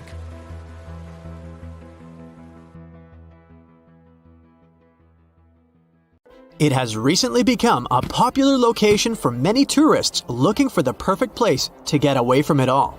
If you're lucky enough to catch a sunny day here, it's like no other, I can assure you. Chances are, you'll end up having loads of foggy days, but let's be honest, they have a special allure of their own. This enchanting smile-shaped island is called Sable Island. It's located 190 miles from mainland Nova Scotia. It wasn't accessible to the general public until 2013. That's when it was added to the list of National Parks of Canada. You can get here either by plane or by water. But what's so enchanting about this place anyway? There must be something since the yearly tourist count is growing every year. Firstly, there's a spectacular number of wild horses here. There are between 200 and 500 horses roaming free all over the island. There's also a large population of gray seals. The place is also the only breeding location of a rare bird species called the Ipswich sparrow. If you're already considering a trip here, there are some things you need to know first. Remember that fog I mentioned earlier? Well, it turns out that Sable Island is the foggiest place in the Canadian Maritimes. I'm talking about approximately 127 foggy days each year. During such days, Sable Island literally disappears underneath a thick layer of fog. You won't be able to explore the place on your own either. The local regulations state that visitors need to travel within a group, and they also need to keep a 197-foot distance from the wildlife they can encounter here. As charming as this place may be, it holds a dark secret hidden beneath the sandy dunes. and it has nothing to do with beautiful creatures living here or the island's unique vegetation. Apart from being known from its horses and seals, Sable Island is infamous for an overwhelming number of shipwrecks. Over the years, about 350 ships have ended their lives here, on these sandbars. When survivors described their experiences, they usually mentioned harsh weather conditions near this mysterious island. The island also made its way into literature when it was described in a book called The Perfect Storm, which was written by Sebastian Junger and published in 1997. The book was so successful that it was later adapted for the big screen in 2000, with George Clooney playing the leading role. The first recorded shipwreck near Sable Island dates back to 1583. The boat was named the HMS Delight and was under the command of British adventurer and explorer Sir Humphrey Gilbert. Only 17 people managed to survive the catastrophe by escaping in a small boat. Records mention that they spent 7 days at sea before reaching the shores of Newfoundland. In 1884, another vessel named the Nicosia struggled in the thick fog as well. The ship was completely destroyed, but fortunately, all 18 crew members managed to survive. The captain's son was almost lost at sea when a lifeboat capsized when he was climbing into it. He somehow managed to stay underneath the lifeboat, which was completely submerged. When this lifeboat righted, he eventually emerged from the water and was rescued for the second time. The years between 1947 and 1999 were relatively quiet on the island. In 1999, though, a yacht called the Merrimack ran aground near the shore of the island at about 2 a.m. on July 27th. The 40-foot fiberglass boat had a crew of only 3 people. Natural gas exploration workers, who were luckily not far away, rescued them. The crew managed to fly safely to Halifax the next day. The owner of the Merrimack tried to recover his boat by hiring local fishermen. Unfortunately, this operation was unsuccessful, since only the fittings of the yacht were eventually saved. It took no more than 6 weeks for the sand and waves to crush and completely break up the hull of the Merrimack. So what is it about this place that's so dangerous for boats? Does it have anything to do with the weather? Or maybe there's other forces at play? The explanation turns out to be a bit more complex, and it wasn't easy to figure out, at least not way back in the 1500s. First of all, the island is located close to one of the world's richest fishing grounds. Since it's also near one of the major shipping routes between Europe and North America, hundreds of vessels sail past it each year. The likelihood of shipwreck increases when there are so many boats roaming around the area. Sable Island is also in the way of most of the storms that move up the Atlantic coast of North America. It's no surprise that boats often get hurtled straight onto the shores of this island. The weather has a lot to do with it too. During the summer season, the warm air from the Gulf Stream creates a dense fog as it merges with the cool air by the Labrador Current that passes by the island. Other currents don't help the matter. Sable Island is next to the meeting point of 3 major ocean currents: the Gulf Stream, the Labrador Current, and the Belle Isle Current. Since the 1950s, radars and other modern navigation tools have been used on commercial vessels as well. Up until then, the sextant was the main instrument used to figure out a ship's location. It doesn't mean that sextants weren't accurate, but this instrument couldn't work properly without a clear view of the sun or stars, which means it didn't help much in dense fog, such as the one surrounding Sable Island, or when it was cloudy. Often during bad weather, the captain of a ship navigated, relying on their experiences and intuition based on the ship's speed and direction. That's why most of the survivors in shipwrecks near Sable Island said that the captain had simply miscalculated the ship's position, crashing into Sable Island by accident. This dusty, sandy land is as unfriendly to ships as it is to trees. There's reportedly a single tree on the whole island, and it looks a lot more like a bush. It's actually a pine tree. And since the famous island horses don't see it as much of a food source, it somehow managed to survive. Reports say that the tree was planted back in the 1950s. Local authorities were trying to grow a forest on the island to make it a bit more welcoming. They've planted tens of thousands of trees over the years, more than 69,000 evergreens, 600 fruit trees, and about 55 pounds of pine seeds, along with other plants which could survive the conditions on the island. but they were no match for the extreme weather and sandy soil. Out of all those plants, just one pine tree is still alive. Thanks to its resistance, it has even become a symbol of Sable Island. Interestingly, for around 40 years, the island also had just one inhabitant. Can you imagine that? One person living on a remote island for so many decades? It's the story of a woman called Zoe Lucas. She chose to surround herself with the only residents on the island: the horses, the gray seals, and the many species of birds. An esteemed naturalist, she mentioned in an interview she gave back in 2017 that she was used to living on the island and that she never got lonely. To survive here, she had to put together an essentials kit. It included a notebook to take notes and a pair of binoculars to study the wildlife. You can safely assume she wasn't scared of the intimidating surroundings, since she decided to eventually call this place home. At first, Zoe wanted to set up camp on one end of the island, near some abandoned buildings. But eventually, she settled in a wooden house near a bunch of sand dunes. A Canadian institution called the Meteorological Service of Canada put together the simple construction back in the 1940s. Parks Canada operates the building these days. Zoe's work included gathering as much data on the local horse population as possible. It could help scientists better understand how they managed to adapt to the unfriendly environment. She also helped gather the debris that made it to the shore to help track pollution levels. Among all the rubbish that she collected, there was a refrigerator and a crate full of fresh peppers. Some other specialists eventually started working rotating shifts on Sable Island to offer the brave woman a little bit of company now and then. April 1912 marked one of the most terrible tragedies in the history of the world. The most unsinkable vessel, the pinnacle of engineering at that time, the huge Titanic, sank. On that dark, moonless night, the ship had many chances to save its passengers. There was another ship just a few miles away that could have saved the Titanic, but it didn't. It wasn't a phantom ship, and it's not some legend or a theory. This is a documented reality. There are records and witnesses' statements confirming this, but why didn't this ship help? Let's find out what happened that night by looking at these events from 3 different points of view. Let's start with the Titanic version. 11:30 p.m. The moon hides behind black clouds. Visibility is bad. Everything is calm on the Titanic.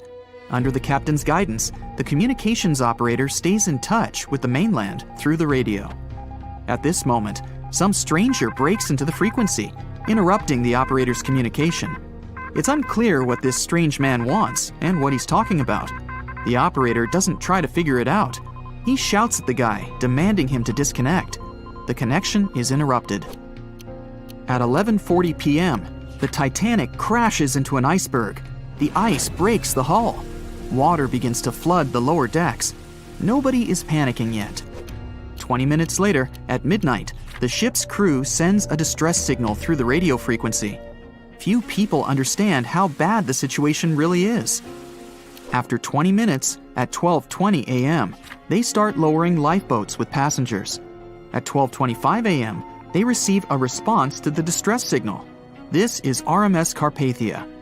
Their captain reports they're already sailing at maximum speed towards the Titanic. But the problem is that the crash site is 58 miles away.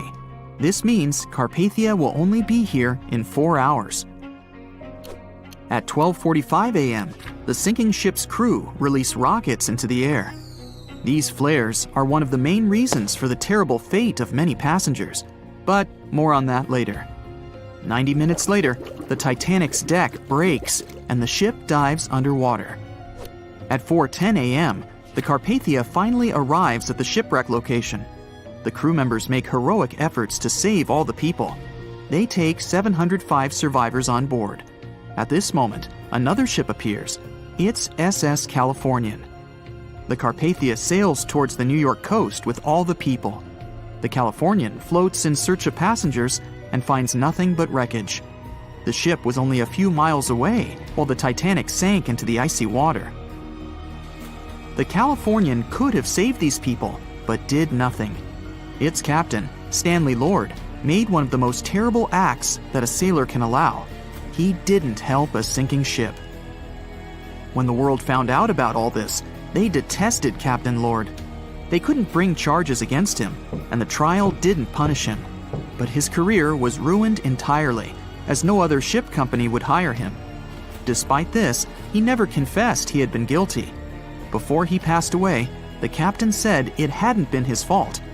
If this was true, then what happened there? This brings us to the Californian version. It's the night of April 14th. The Californian is sailing in the cold waters of the North Atlantic. The ship gets into a section with a lot of icebergs. At 10:10 p.m., Captain Lord stops the ship. It's too dangerous to move around this area, as they can damage the hull. At 11 p.m., the ship starts drifting. It's impossible to move in such conditions with such poor visibility. The captain knows that the Titanic is coming here, so he orders the radio operator to warn the ship about the danger. Radio operator Evans turns on the receiver and tries to contact the Titanic. He spends about 30 minutes on it. The connection is finally established. At this moment, the Titanic radio operator is speaking with the mainland. Evans interrupts this conversation and tries to warn the ship about icebergs. The operator doesn't understand Evans' words. He's annoyed because Evans broke into the channel so brazenly. He shouts at Evans and cuts the connection. Tired, Evans turns off the receiver and informs his superiors about the incident. It's still a mystery how the captain reacted to this news. He probably thought the Titanic knew about the danger. He lets Evans go to bed. If Evans hadn't turned off the radio and waited 1 hour, he would have heard a distress signal from the Titanic. But you shouldn't blame him. At this point, he has no official reason to stay at the transmitter. Evans is too exhausted and can't fight drowsiness. So, Evans goes to bed. The Titanic begins to sink.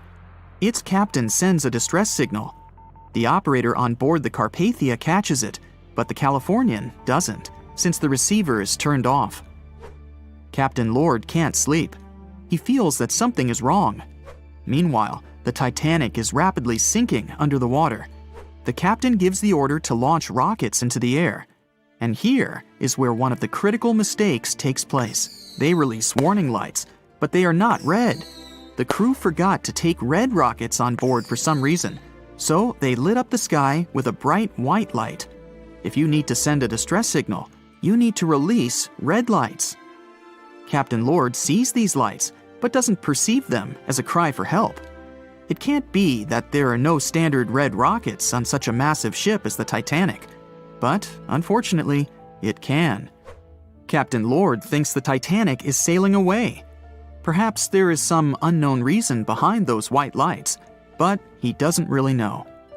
So, Captain Lord has no idea that the Titanic is sinking. He still decides to contact the ship, but this time, not through radio communication. Captain Lord doesn't wake up the radio operator and sends a signal to the Titanic through a signal lamp. It's important to understand that many old-school captains didn't take radio communication seriously. They didn't understand the value of this technology. That's why Captain Lord doesn't wake up Evans. He sends light signals, but the Titanic doesn't respond.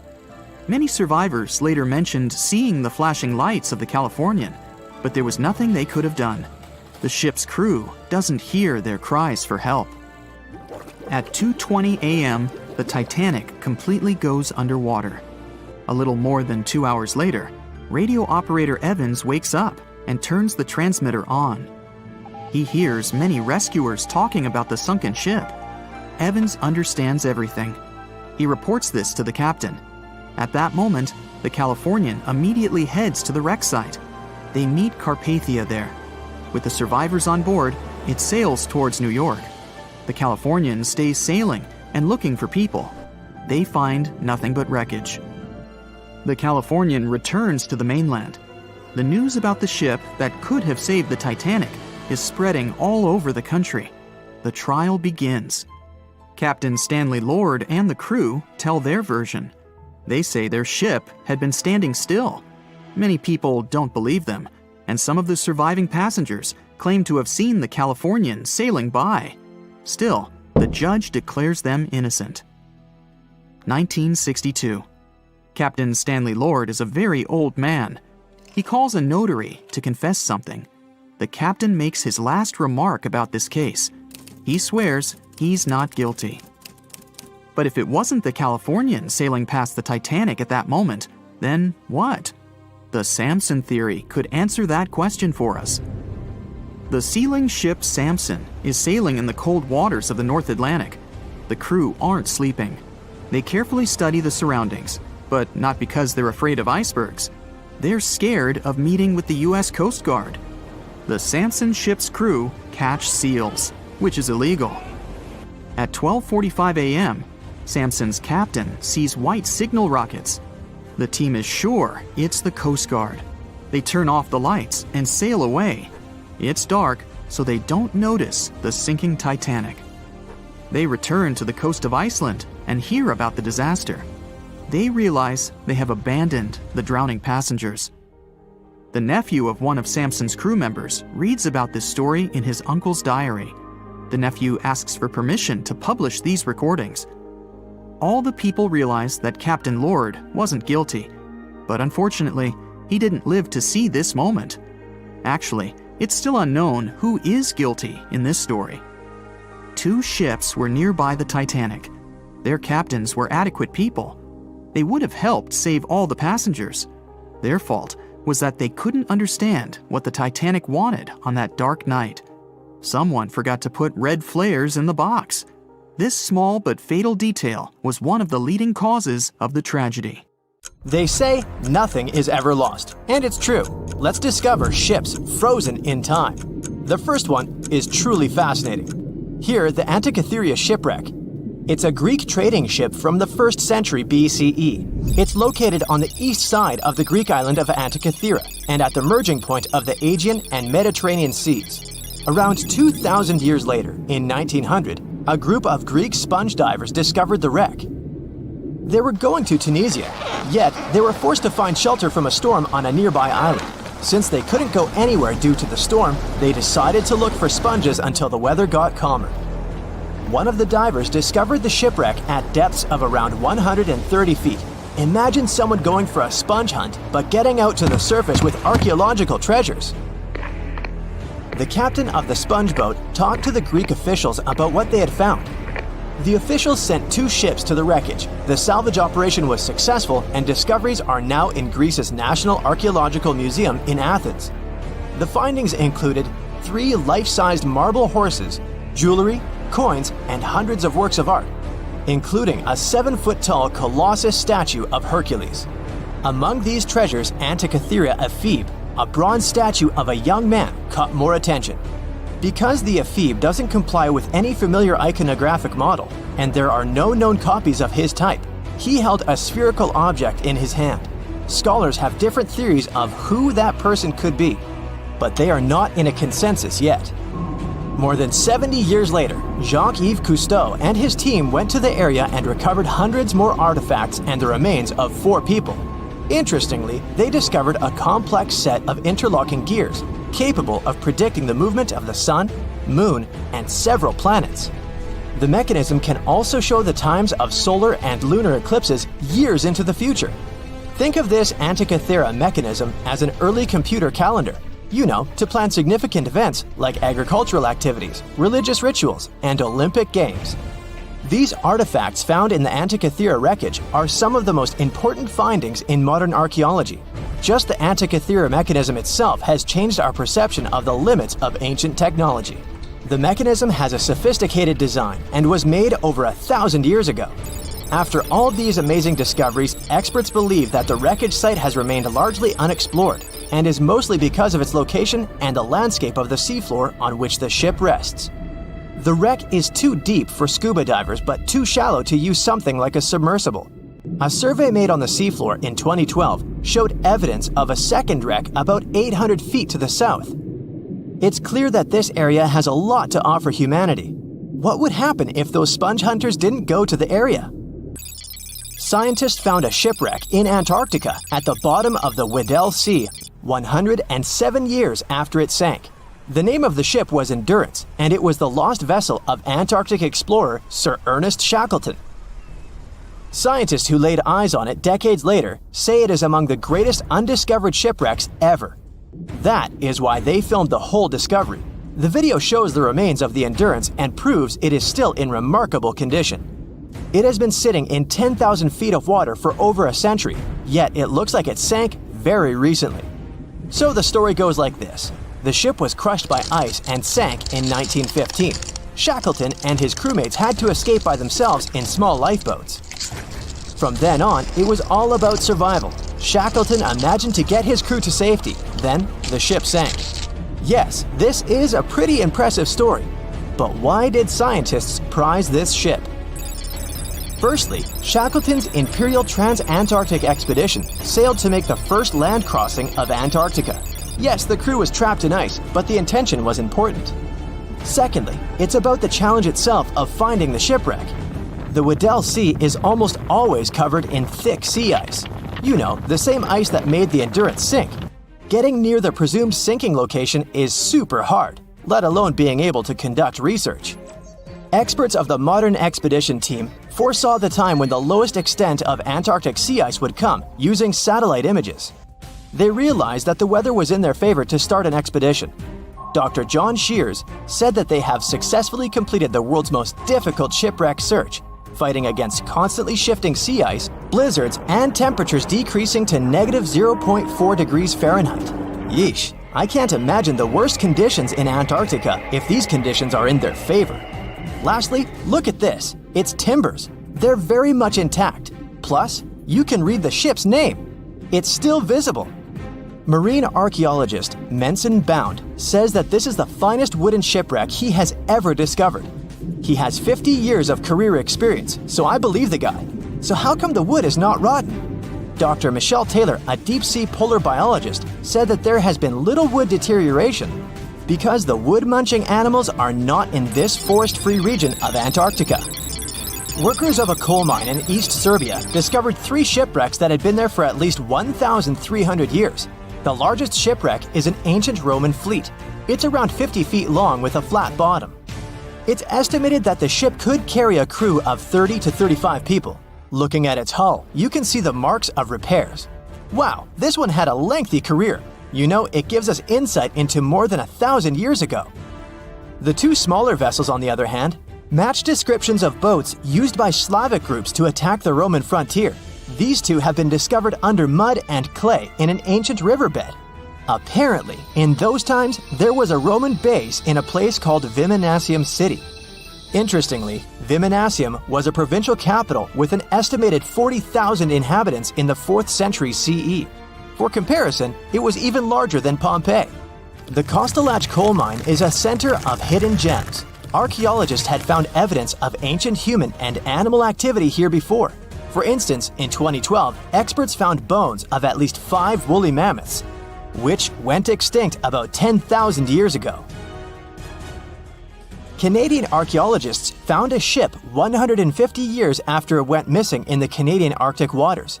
This merchant ship is called HMS Investigator. It was purchased in 1848 to search for the explorer Sir John Franklin's ship that got lost in the Northwest Passage expedition. So, HMS Investigator left Britain in 1850 for this rescue operation. The expedition crew, captained by Robert McClure, sailed the Investigator into the water. He realized that he was in the final leg of the Northwest Passage, the sea route across North America. But before he could sail into the Beaufort Sea, the 122-ton ship itself got stuck in the thick ice. The crew spent the winter over the Prince of Wales Strait. The following summer, McClure tried again to sail to the end of the passage, but the ice blocked his way once more. Here, too, the crew was forced to leave the ship. He steered the crew into the Bay of Mercy. There, they were to remain until 1853 when the crew of the HMS Resolute rescued them. Imagine a crew of 60 people who had to spend 3 winters in the Arctic without even knowing if they would survive. Later on, the ship was found sitting upright in about 36 feet of water. It was in very good condition. Arctic water has prevented the outer deck of the vessel from deteriorating quickly. The outline of the ship and its timber can be clearly seen. Plus, archaeologists have uncovered artifacts on land left by the sailors. They had unloaded everything before abandoning the Investigator. 3 sailor graves and 1 British naval shipwreck had also been discovered in the area. I wonder what else they could find there. In 1945, 5 TBF Avenger aircraft took flight for a routine training exercise around the Bermuda Triangle. In the middle of the exercise, the planes were struck by intense rain and heavy winds, despite the clear weather forecast. The pilots became extremely disoriented and radioed the base to report that their navigational equipment had stopped working.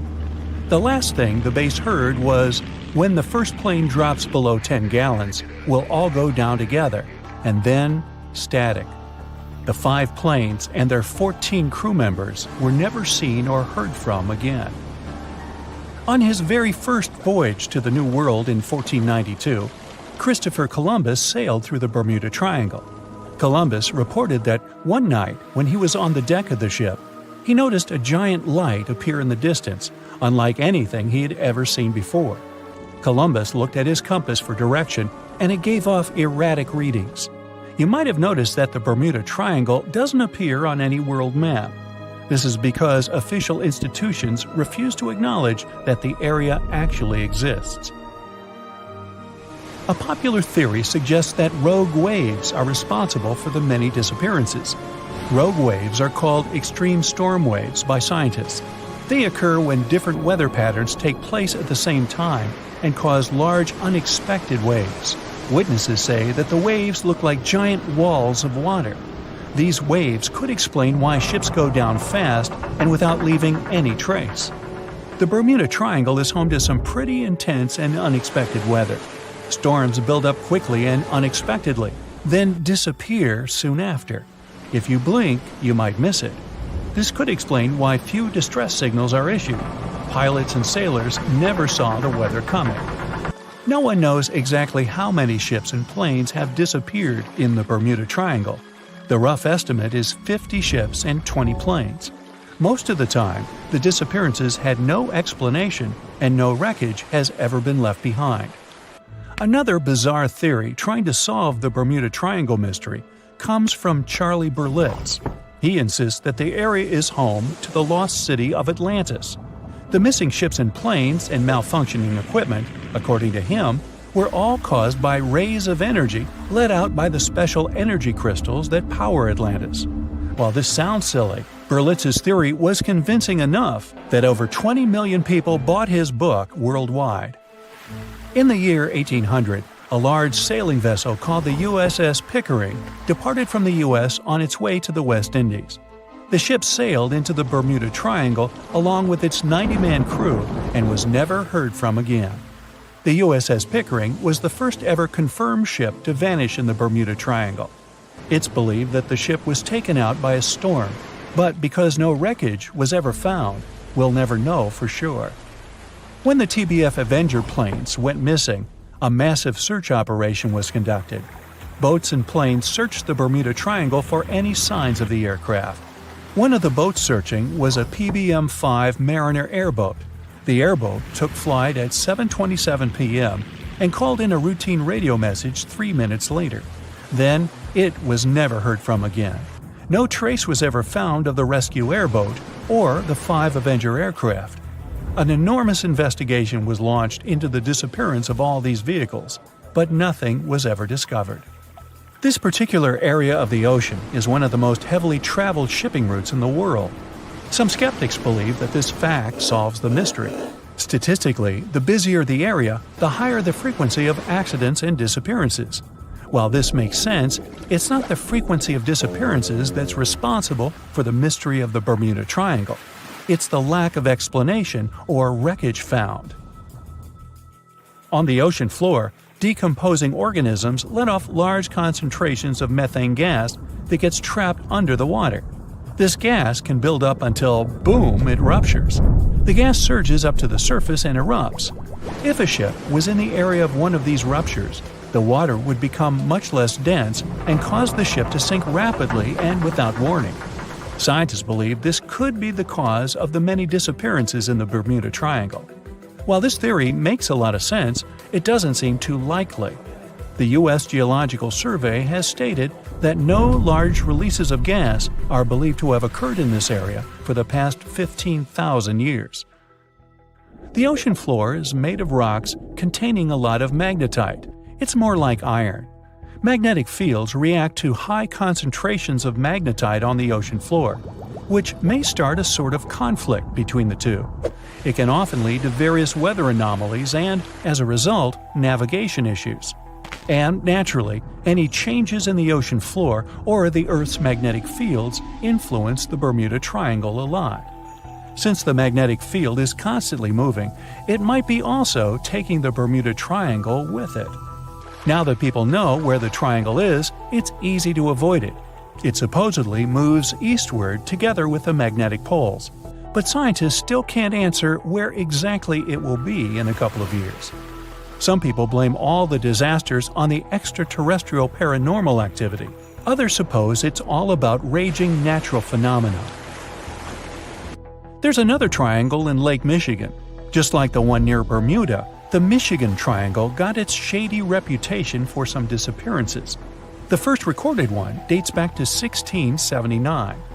A large vessel, one of the largest of that time, set out on an expedition, yet once it got in the sinister triangle, it never came back. Much later, an aircraft disappeared in this triangle.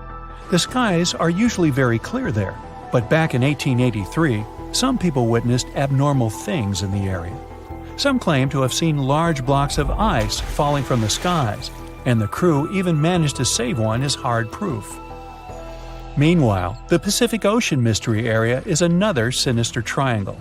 Off the south coast of Japan, not far away from Tokyo, there's a sea where plenty of ships met their doom, disappearing without a trace in these waters. They call it the Devil's Triangle. Some scientists believe the cause of anomalies is the environmental changes. Also, there's a really high concentration of methane hydrates on the bottom of the ocean in the Pacific Triangle area.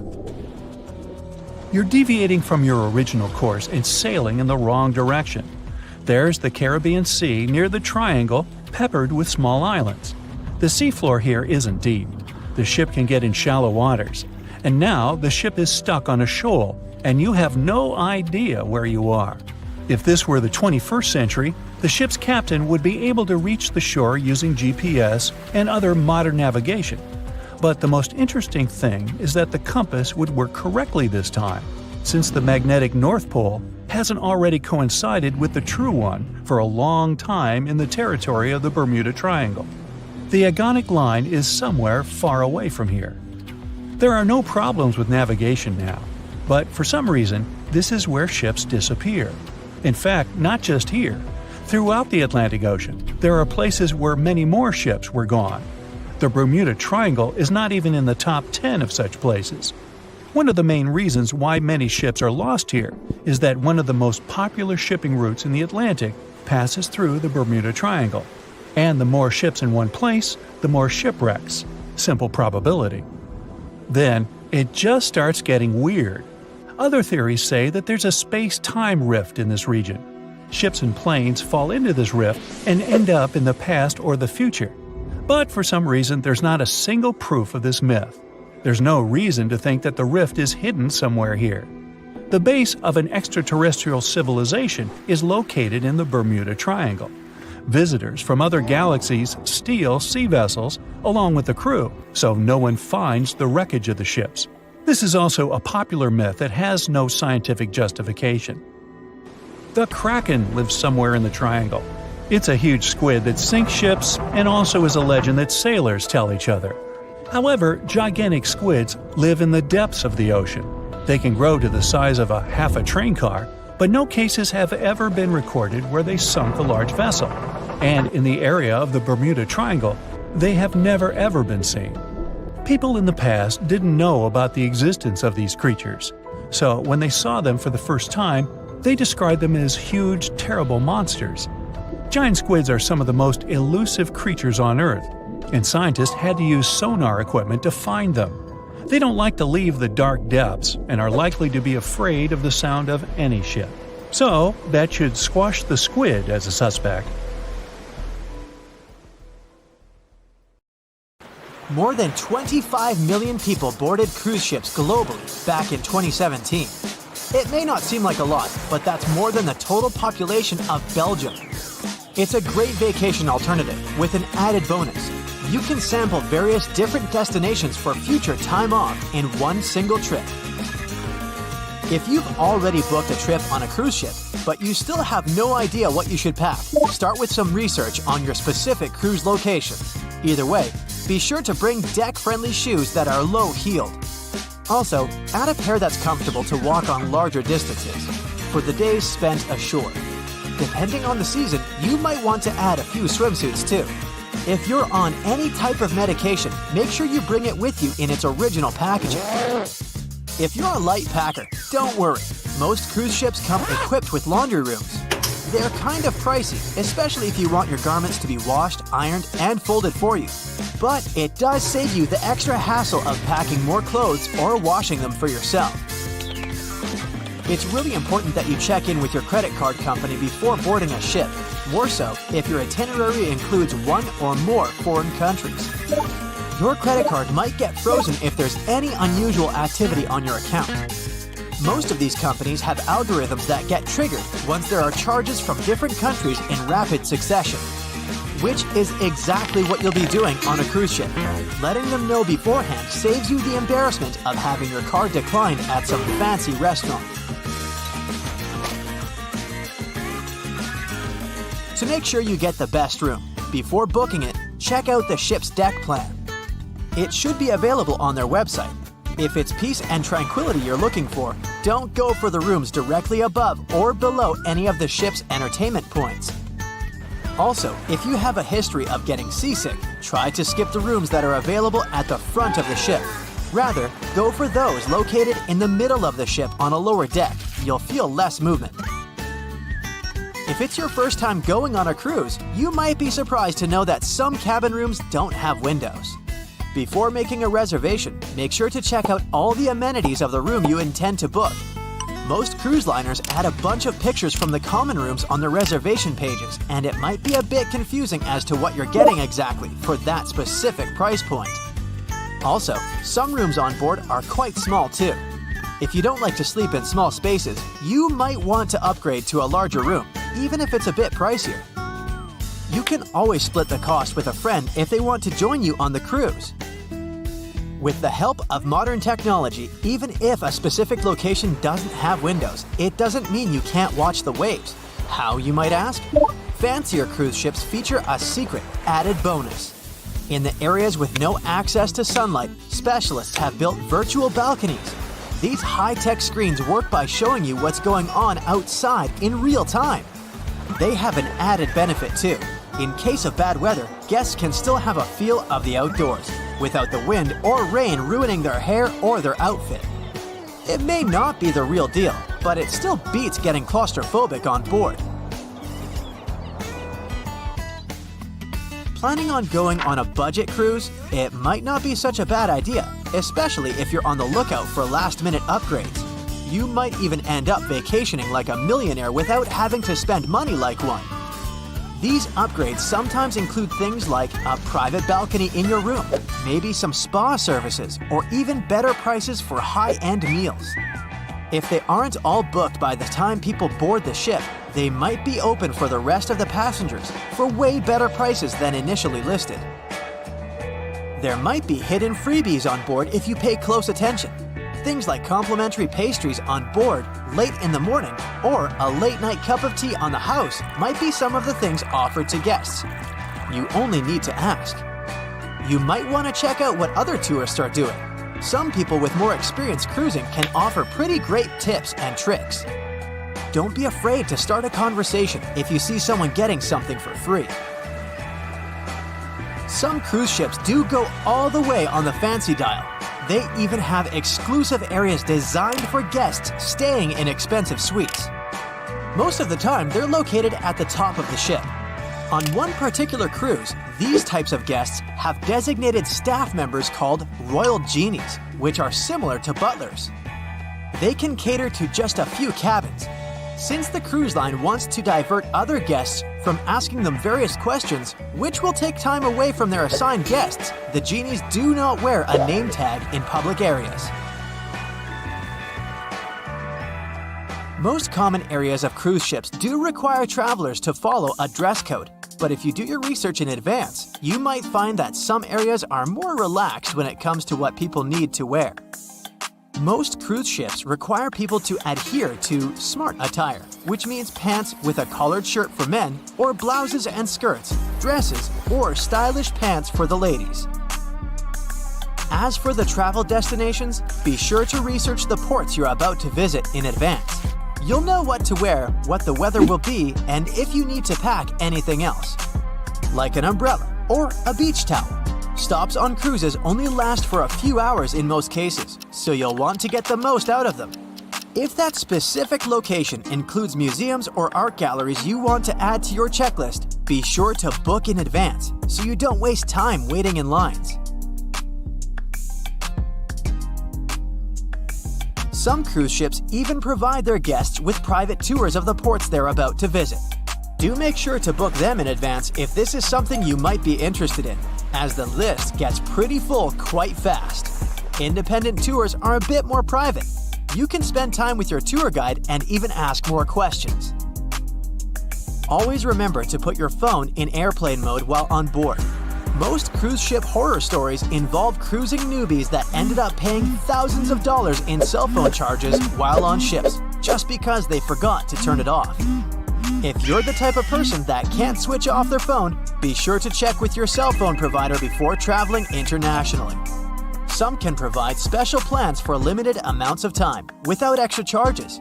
You'll be free to chat, call, or browse YouTube videos without worrying you'll end up paying a fortune. Most cruise ships also provide you with complimentary Wi-Fi or Wi-Fi packages that can be purchased in advance, which are way more affordable. You can stick to communicating with your friends and family back home via FaceTime or Skype. People that have heard about the Titanic tragedy will always wonder what might happen if something goes wrong while on board. Let's take lifeboats, for instance. The Titanic had a mere 20 lifeboats on board, which were tragically not enough to fit all the passengers after the ship hit the iceberg. Some fancy cruise ships these days have an even lower number of lifeboats, anywhere from 15 to 18. Sounds strange? Well, not really, given the fact that each lifeboat can accommodate up to 370 people. Even the largest ships, which have an estimated capacity of 8,000 people if fully booked, including tourists and staff, are safe in case of an emergency.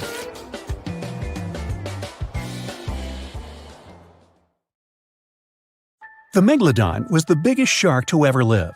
Not only that, it's one of the biggest fish and the largest predator in Earth's history.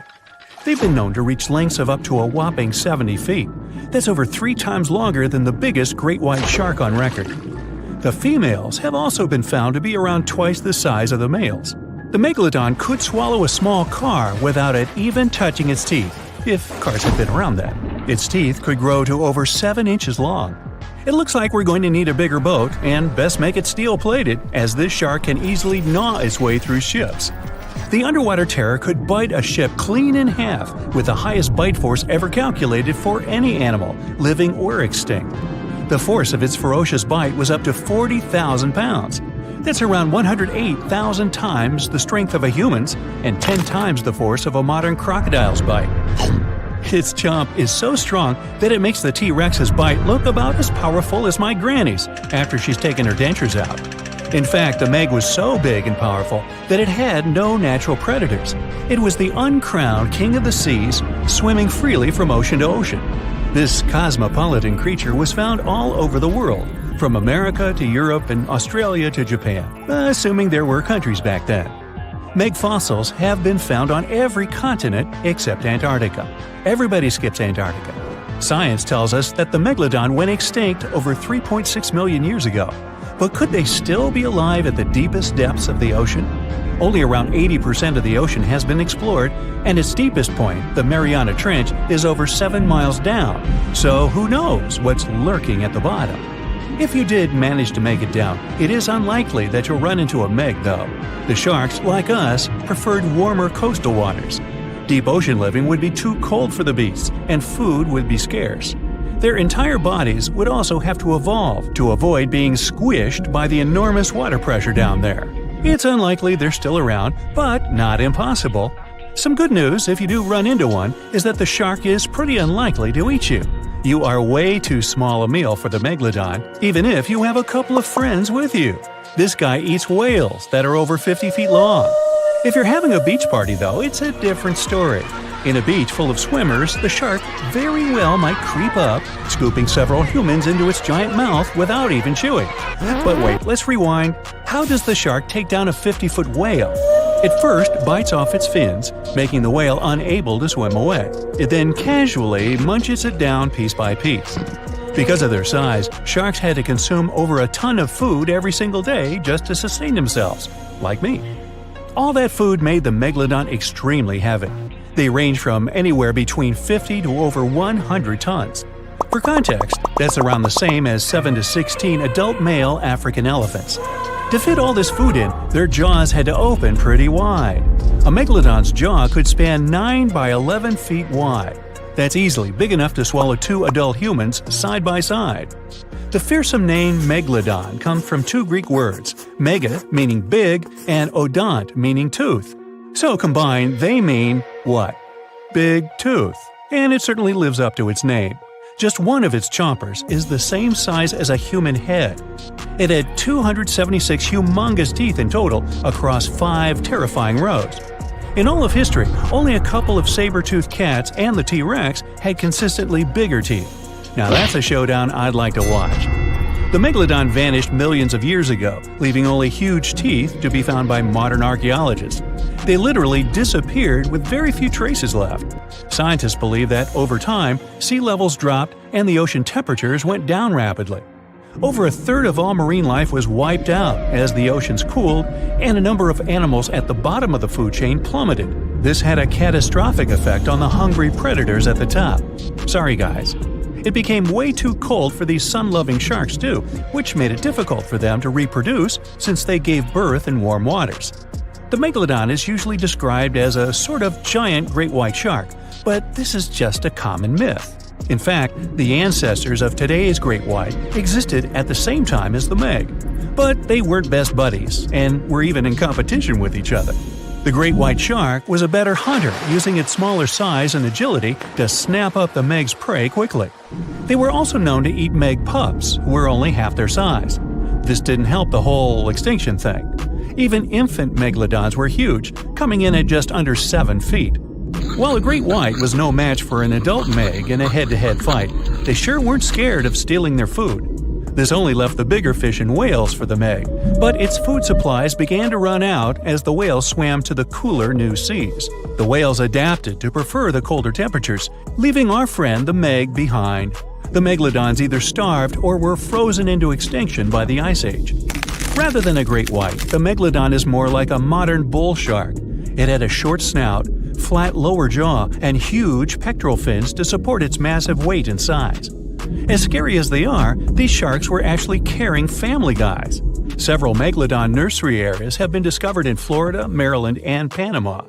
They gave birth to their young in shallow water environments. We know this from discovering loads of tiny megalodon teeth found in these areas. Gee, I wonder if they had nannies too. But how come there are so many megalodon teeth out there for us to analyze? Well, due to their messy, aggressive eating habits, sharks regularly lose their teeth. They lose a set of teeth every 1 to 2 weeks. That's 40,000 teeth in a lifetime. They must rake in a fortune from the tooth fairy. Because of this, their teeth were continuously raining down to the ocean floor. Luckily for us, they're also the hardest part of a shark's skeleton, which is why so many teeth have survived and become fossilized. It's fair to say that the first discoveries of the meg's teeth confused people. Early discoverers thought the meg's teeth were petrified tongues of ancient serpent creatures. They even used to call them tongue stones. It's also a common myth that the megalodon was around at the same time as the dinosaurs, although this would have been pretty cool. The dinosaurs were wiped out around 66 million years ago, but the megalodons came much later.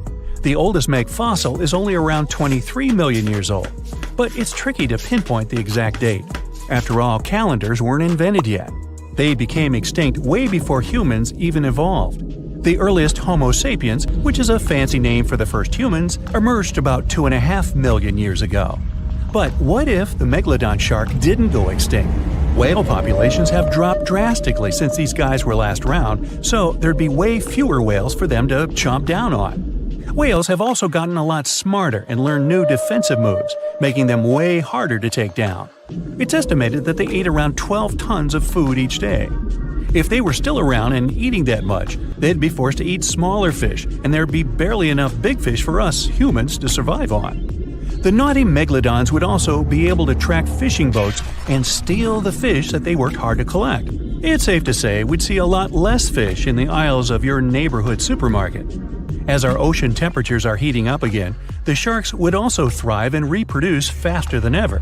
There'd be more and more of these giant eating machines in the water, reducing our fish supply even more.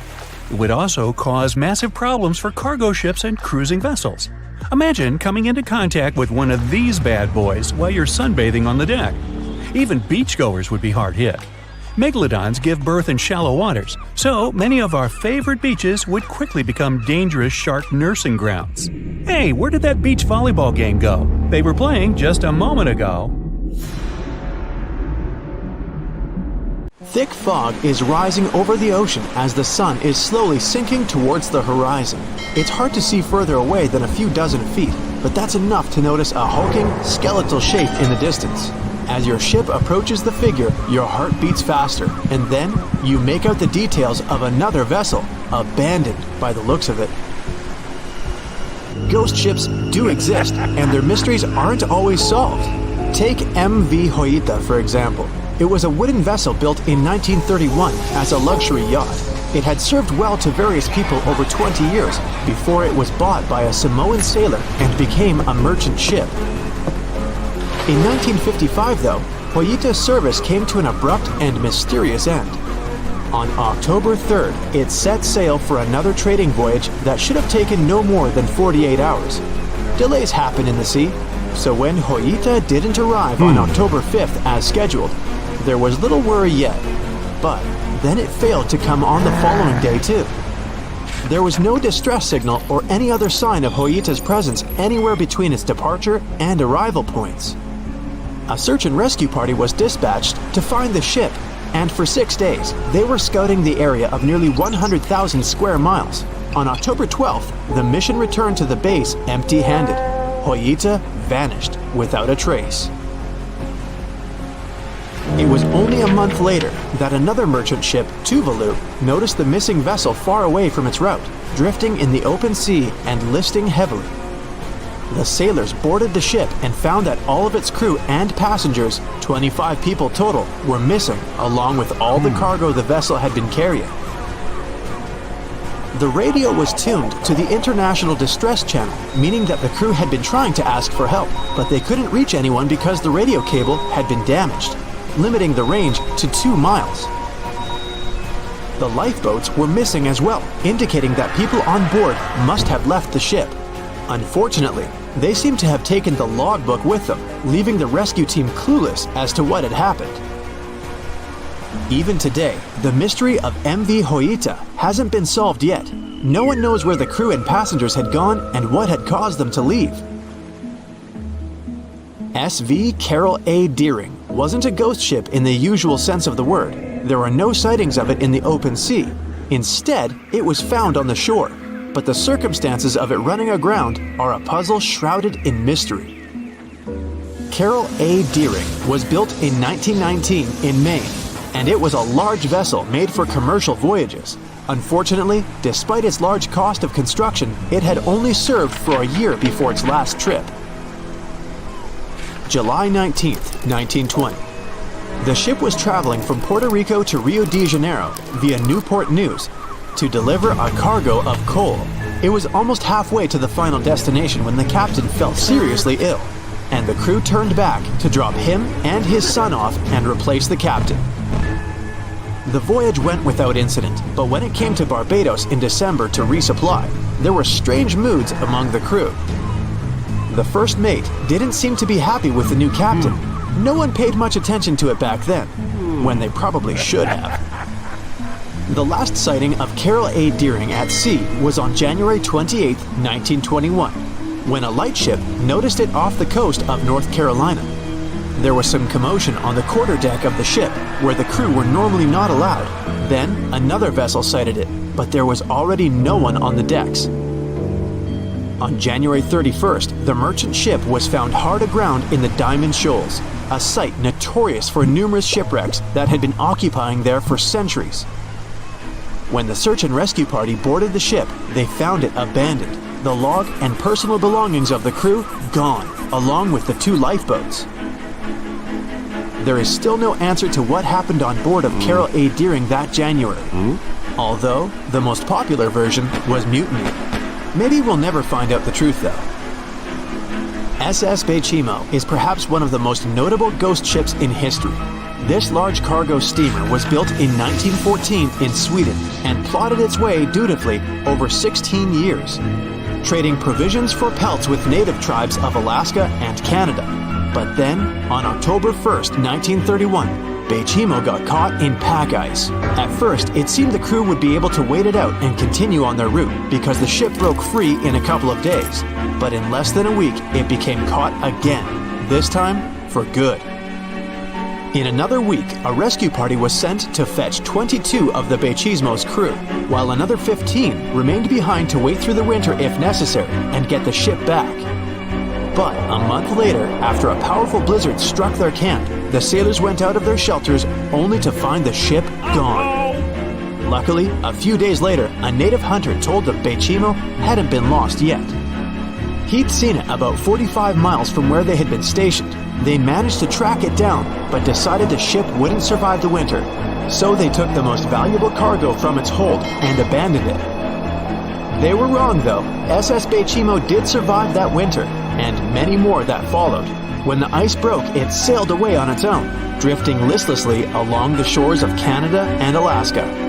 There were numerous sightings of the ghost ship, sometimes adrift in the open sea, and at other times stuck in the pack ice again. People attempted to board and salvage it, but weather conditions or lack of equipment always prevented them. SS Bechimo was last sighted by native Alaskans in 1969, 38 years after its abandonment. What became of it later remains unknown. The story of SS Orang Medan is one of the most puzzling and harrowing ghost ship stories of the 20th century.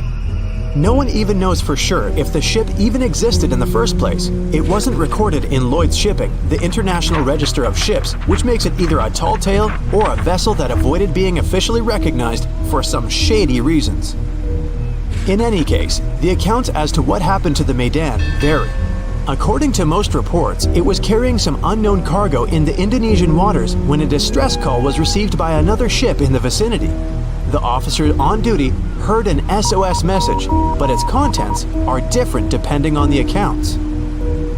The message did not repeat, and the crew of Medan didn't answer to any attempts to contact it back. The ship that received the distress call hurried to the rescue, but they only reached the vessel the following day, when it was already drifting and slightly listing. When the rescuers boarded the ship, they found that none of the crew had survived. However, one lifeboat was missing, which implied that there was at least one crew member who managed to escape. What happened to the rest of the people on board remains a mystery to this day. Still, there are no hard facts about this story, so we might never find out whether SS Orang Medan was actually a ship and not a thing of fiction. SV Zabrina was a 3-mast sailing barge built in 1873 for river trade ships in South America. She served for well over 4 decades, proving to be a sturdy and reliable ship. It was later transferred to Europe, where it continued serving its purpose well. But then, in October 1917, Zabrina set sail on a regular voyage only to be found ashore several days later. Mysteriously, although the ship was perfectly intact, the entire crew of 5 and the captain were gone. There is no direct evidence or hard facts as to what really happened that day. The most convincing theory is that the crew were washed away from the deck because of an underwater explosion. And then the ship sailed ahead without them, but the truth, as always, remains unknown. As an experienced sailor and the first man to ever sail non-stop on his own around North and South America, Matt Rutherford has seen a lot during his voyages. But what he saw in 2013 while sailing through the waters of the Atlantic with his colleague surely stands out. Some 800 miles off the coast of Bermuda, not far away from the famous Bermuda Triangle, they noticed a boat that seemed to be moving by itself. The sails weren't up and the motor wasn't running. The sailors decided to check if there was someone who needed their help aboard, so they moved closer to the mysterious ship. Once they got there, things only got weirder, as they realized there wasn't a living soul aboard. Rutherford started filming to document their discovery. The boat looked so awfully abandoned that they expected to find some pretty scary things in there. But it didn't stop Rutherford from searching the vessel. The boat, which turned out to be named Wolfhound, looked like an upscale one, probably costing hundreds of thousands of dollars. It was pretty weird to find it floating by itself in the middle of the ocean. It seemed like whoever abandoned it was leaving in a rush. There were clothes and other personal belongings all over the main cabin. Some parts of the ceiling had fallen and some drawers had popped open. The brave sailors decided to tow the ghost ship back to Bermuda. It wasn't easy because Wolfhound was bigger and heavier than their boat. After days at sea, the crew was running low on fuel and asked a passing freighter to stop and give them some gas. They kept pulling Wolfhound until the tow line got wrapped around the rudder and they realized they could get stranded in the Bermuda Triangle. So they had to abandon the ship. What really happened and how Wolfhound ended up in the middle of the ocean will probably remain a mystery. Rumor has it that it belonged to a member of the Royal Irish Yacht Club. The ship was going on its first voyage from Connecticut to Bermuda and then Antigua. It got in a terrible storm around 400 miles away from Delaware. The winds were so strong that the yacht suffered 2 knockdowns. A Greek cargo ship rescued the crew. They left the ship with an emergency beacon on. The rescued crew members shared that they saw the ship sink, which only adds more questions to the story. How did it get back to the surface? Does the Bermuda Triangle have anything to do with that? Christopher Columbus himself reported some unusual compass activity going on in this mysterious area while he was on his way to the New World. Despite the stories of more than 50 ships and 20 planes disappearing in the area, it remains one of the most heavily traveled shipping routes in the world. Some skeptics believe that this fact solves the Bermuda Triangle mystery. It could make sense because the busier the area, the more accidents happen there. But then again, it's not the number of disappearances that makes the place so mysterious. It's the lack of explanation and wreckage lost for good. The first ever confirmed ship to vanish in the Bermuda Triangle was the USS Pickering. In 1800, it departed from the US on its way to the West Indies. The ship sailed into the Bermuda Triangle along with its 90-man crew. No one ever heard anything from them ever since. The popular explanation is that the ship was taken out by a storm. But because no one found any wreckage, we'll never know for sure. The largest ship that has ever disappeared in this mysterious area was the USS Cyclops. In March 1918, carrying a crew of 306 people, the USS Cyclops left Barbados and headed home to Baltimore. The ship passed through the Bermuda Triangle on its journey and vanished into thin air, or rather, water. The Cyclops never sent any distress signal and disappeared without any explanation or trace. The Bermuda Triangle isn't the only place in the world where ships go missing or mysteriously resurface. One of the most famous ghost ship stories would be of SS Bechimo. The large cargo steamer was built in Sweden. On October 1st, 1931, it got caught in pack ice.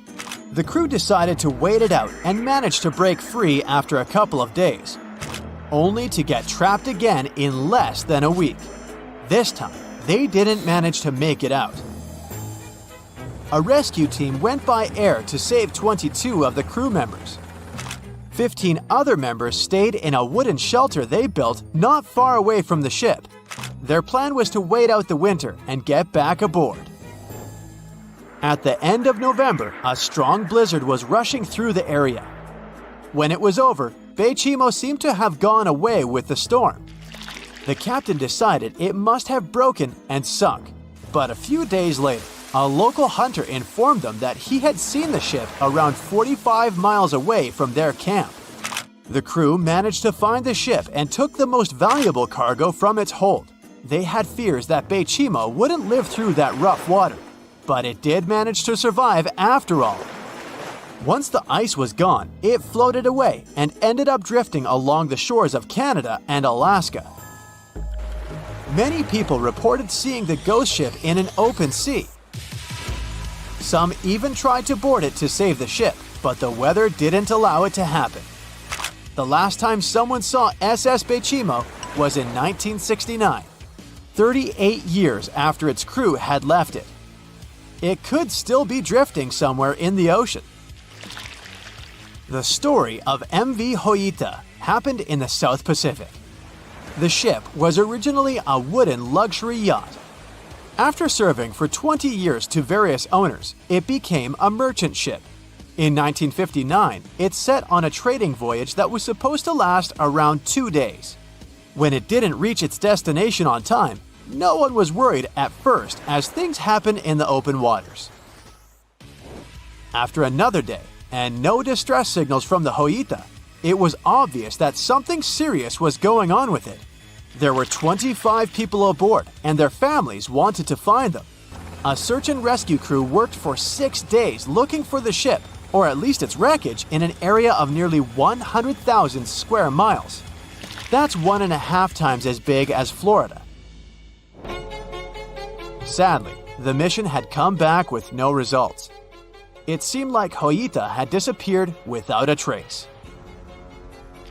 A month later, another merchant ship noticed Hoita drifting in the ocean, miles and miles away from its original route, and none of the crew members or passengers were on board. The cargo had also disappeared. The lifeboats were also gone, so the people must have escaped the ship hoping to save themselves. It turned out that the crew had been trying to get help as they tuned the radio to the International Distress Channel. But the damaged cable didn't let them send the signal any further than 2 miles. It also looked like when they were leaving the ship, the crew took the logbook with them, and we still don't know what exactly happened to Hoita. Family members of those who were on board are still looking for answers. One professor claims it must have been a corroded pipe that leaked and flooded the vessel, but we'll most likely never know for sure. In the Pacific Ocean, near Japan, there is an area nicknamed the Devil's Sea. It's believed to be one of the 12 vile vortices around the Earth. Some people claim that vile vortices have weird things going on in them because the pull of the planet's electromagnetic waves is stronger there than anywhere else. The most famous ship that disappeared in the area was a fishery patrol vessel in 1952. The ship went there to investigate the vessels that went missing previously and disappeared along with 31 crew members. Scientists who don't believe it was a mysterious disappearance blame the underwater volcano eruption for what happened. The movie Jaws came out in 1975, and since then, people have been terrified of sharks. Some people fear seeing a great white's head come out of their showers, not to mention the fear of running into one at your local pool. Of course, none of this is actually possible, but some other scary shark stuff is. Like Yes, sharks can attack boats. They probably won't sink one. It depends on the size of the shark and the size of the boat. Today, we're diving deep into the facts and myths about the sea's biggest predator. It was the year 1953. On a typical July morning, two fishers set out on their daily lobster harvest. They took their white-hulled dory out to sea off the coast of Cape Breton Island in Nova Scotia, Canada. Since it was the lobster season, the sea was dotted with several dories spread out across the water. But that day, something strange happened. As soon as they put the dory at sea, they noticed a large dorsal fin chasing after their boat. They were surprised to see that the shark would follow their boat's every move. For an entire week, they took out their white dory from the harbor, and the shark followed them around. Until one morning, as the men were alone at sea, the shark charged at full speed at the boat and smashed a 7-inch hole in its bottom. The boat turned over, and both men fell into the water. The shark didn't come after the men, though. Instead, it swam away and disappeared for good. To clarify, a dory is a small, fragile boat usually measuring 16 to 23 feet long. So how long did that shark need to be in order to sink it? Well, as soon as the boat was retrieved from the ocean, researchers found something interesting.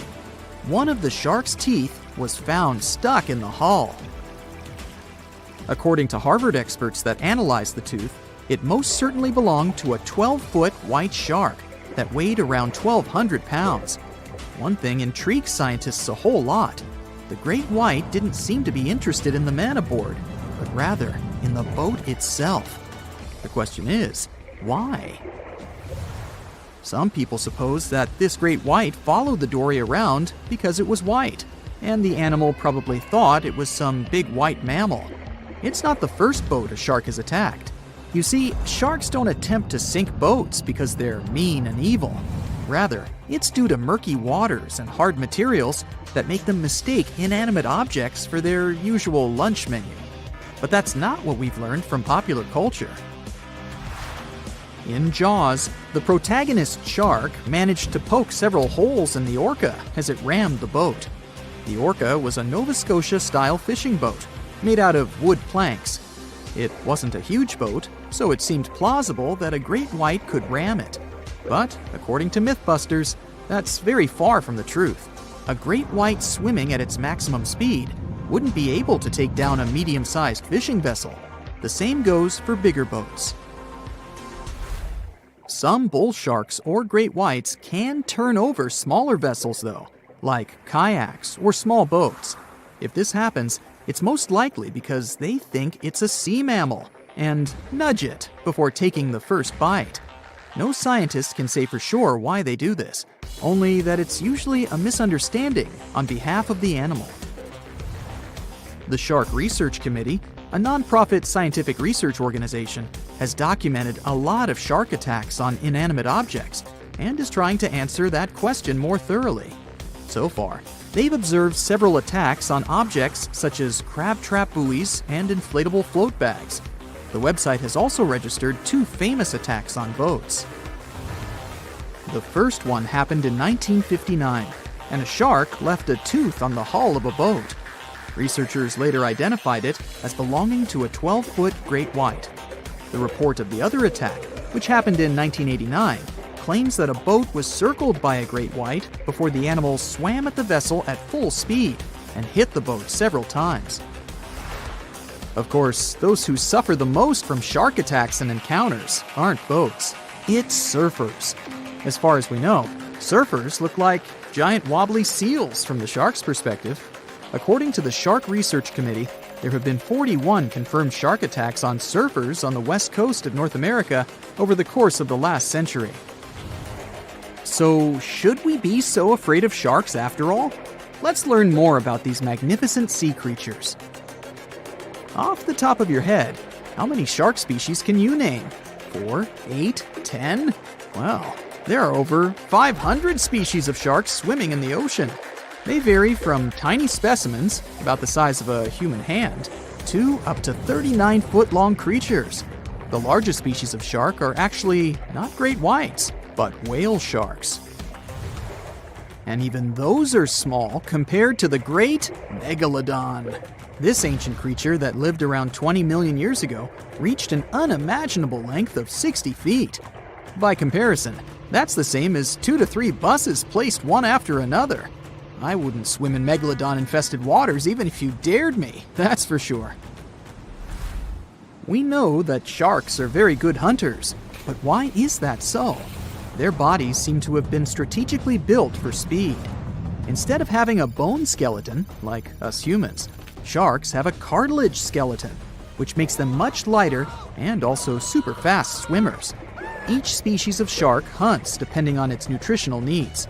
So, shark species that grow to an average of 3 feet have a diet based on fish. The ones that grow bigger start feeding off of bigger sea animals, such as sea lions and seals. Throughout their lives, some species of shark can shed over 30,000 teeth. Unlike humans, who are born with a set number of teeth in their jaws, sharks have an apparently limitless supply. In their defense, they do lose teeth pretty easily, as they can easily get stuck in their prey, for example. They also have multiple rows of teeth. The jaws of a great white can contain up to 7 rows of teeth, and can grow to be more than 6 inches long. And since we're speaking of great whites, the most feared shark species roaming the oceans, this is ray. Ray is an adult white shark. He can swim up to 50 miles a day, so he needs a lot of fat in order to keep his body functioning.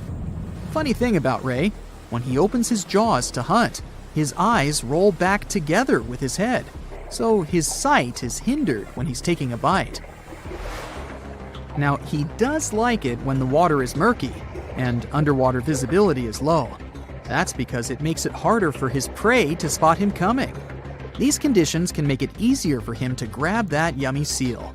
But this can also make it easy for him to mistake a random boat for lunch and end up scaring some humans. Some Hollywood movies love to portray sharks as having superpowers. Although they're not innately cruel, one species of shark does have something that can be considered bizarre. Hammerhead sharks, one of the most dangerous species of sharks, have a sort of sixth sense. Inside their heads, they have electroreceptor organs called ampullae of Lorenzini. These organs allow sharks to detect the electromagnetic fields of all living things in the ocean.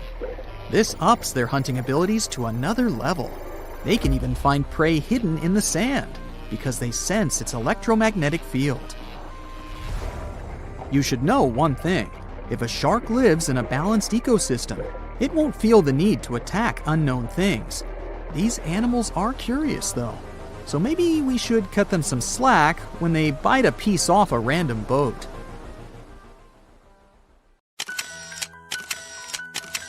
At the beginning of the 20th century, somewhere off the coast of West Africa, a German steamship was leaving the port.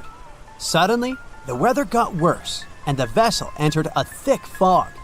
The sailors ran aground on a sandbank close to the shore. Luckily, no one was hurt, and they were even able to save their precious cargo. But the ship was stuck in the sand for good. And it was not alone there. Nearly the entire length of the western coast of Namibia is called Skeleton Coast. If the name sounds scary, that's because it is.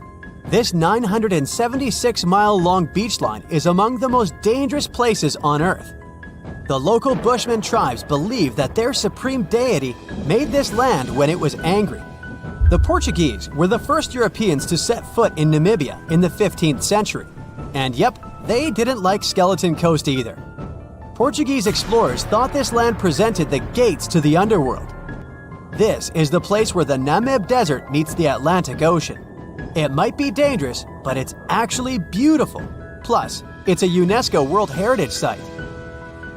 If Skeleton Coast had a PR manager, they would quit on the first day on the job. The area is not exactly tourist-friendly because of its geography and history. Beneath the sand and the waves, there is a secret ocean currently lurking for unsuspecting sailors. It's called Benguela Current. It flows towards the north along the coast of southern Africa. This part of the Atlantic is rich in marine life, but the current's land neighbor isn't that happy with the deal.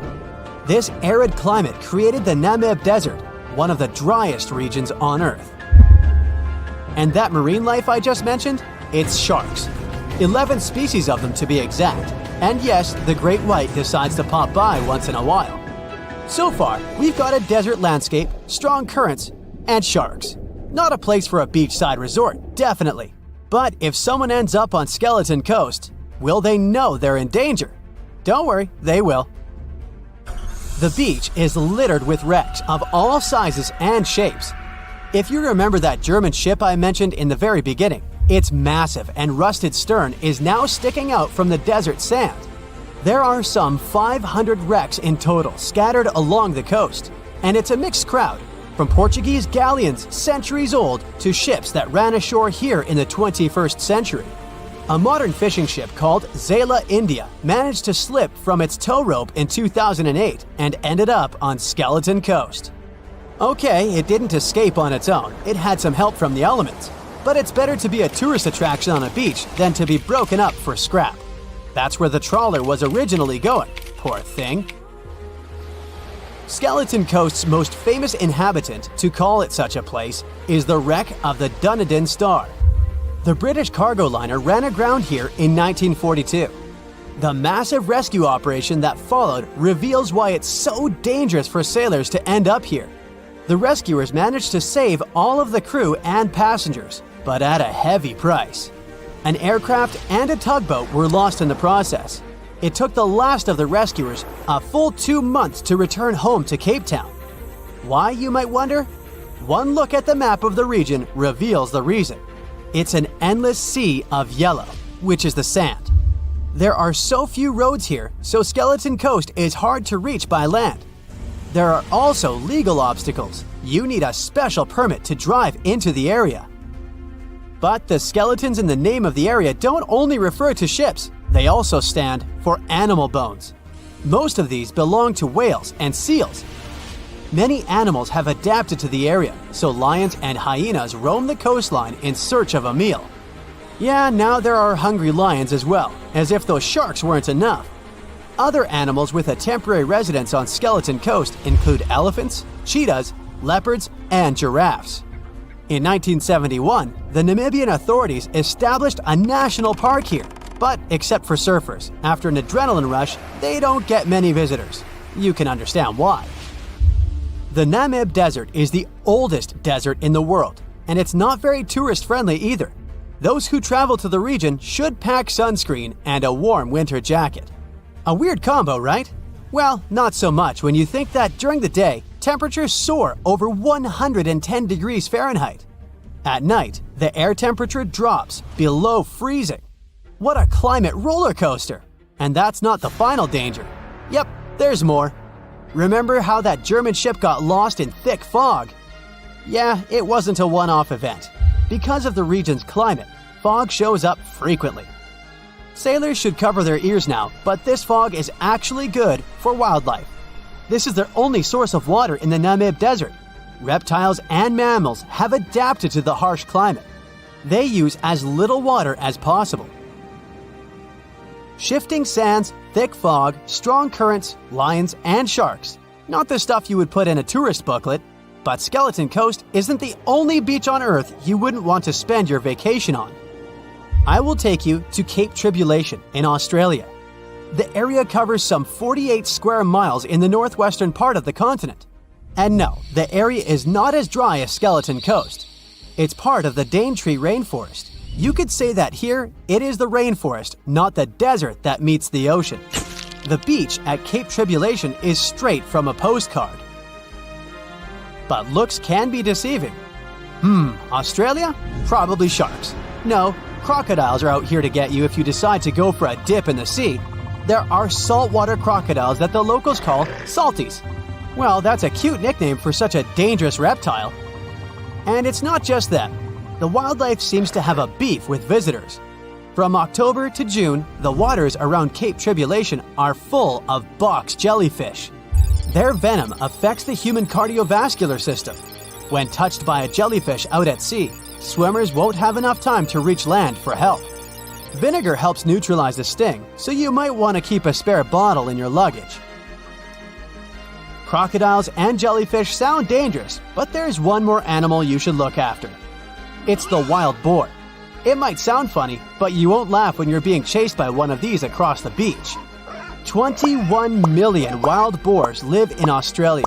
They're mostly active at night, making it even more dangerous if they charge at you. The best defense is running in circles. Wild boars can't cut corners well.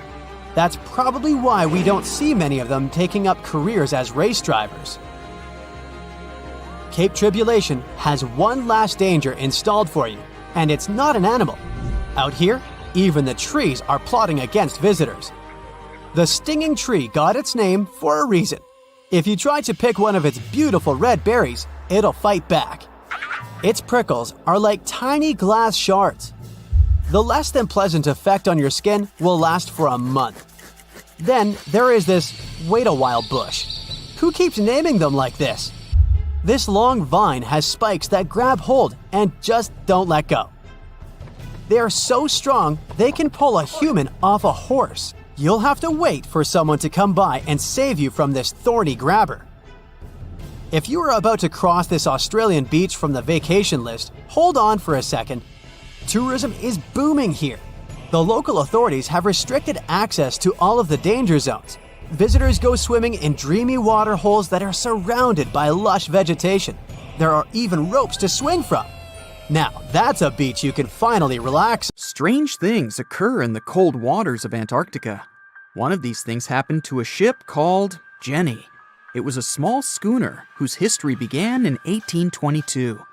The boat and its crew set sail and disappeared a year later. For 18 years, the ship was considered sunk. People forgot about it, but in 1840, the vessel reminded the world of itself.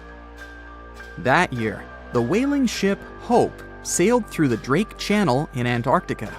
The crew members noticed a ship among icebergs. It was the schooner Jenny. It was floating slowly in the dark, with no signs of life. The captain of the Hope, Mr. Brighton, gave the order to approach the mysterious vessel. They thought it was some creepy ghost ship, but as they came closer, they noticed crew members on the deck. The sailors of the Hope called out to them, but received no answer. This time, it became clear that something terrible had happened to the Jenny. When Brighton boarded, he realized that the Jenny crew members weren't missing. They were here.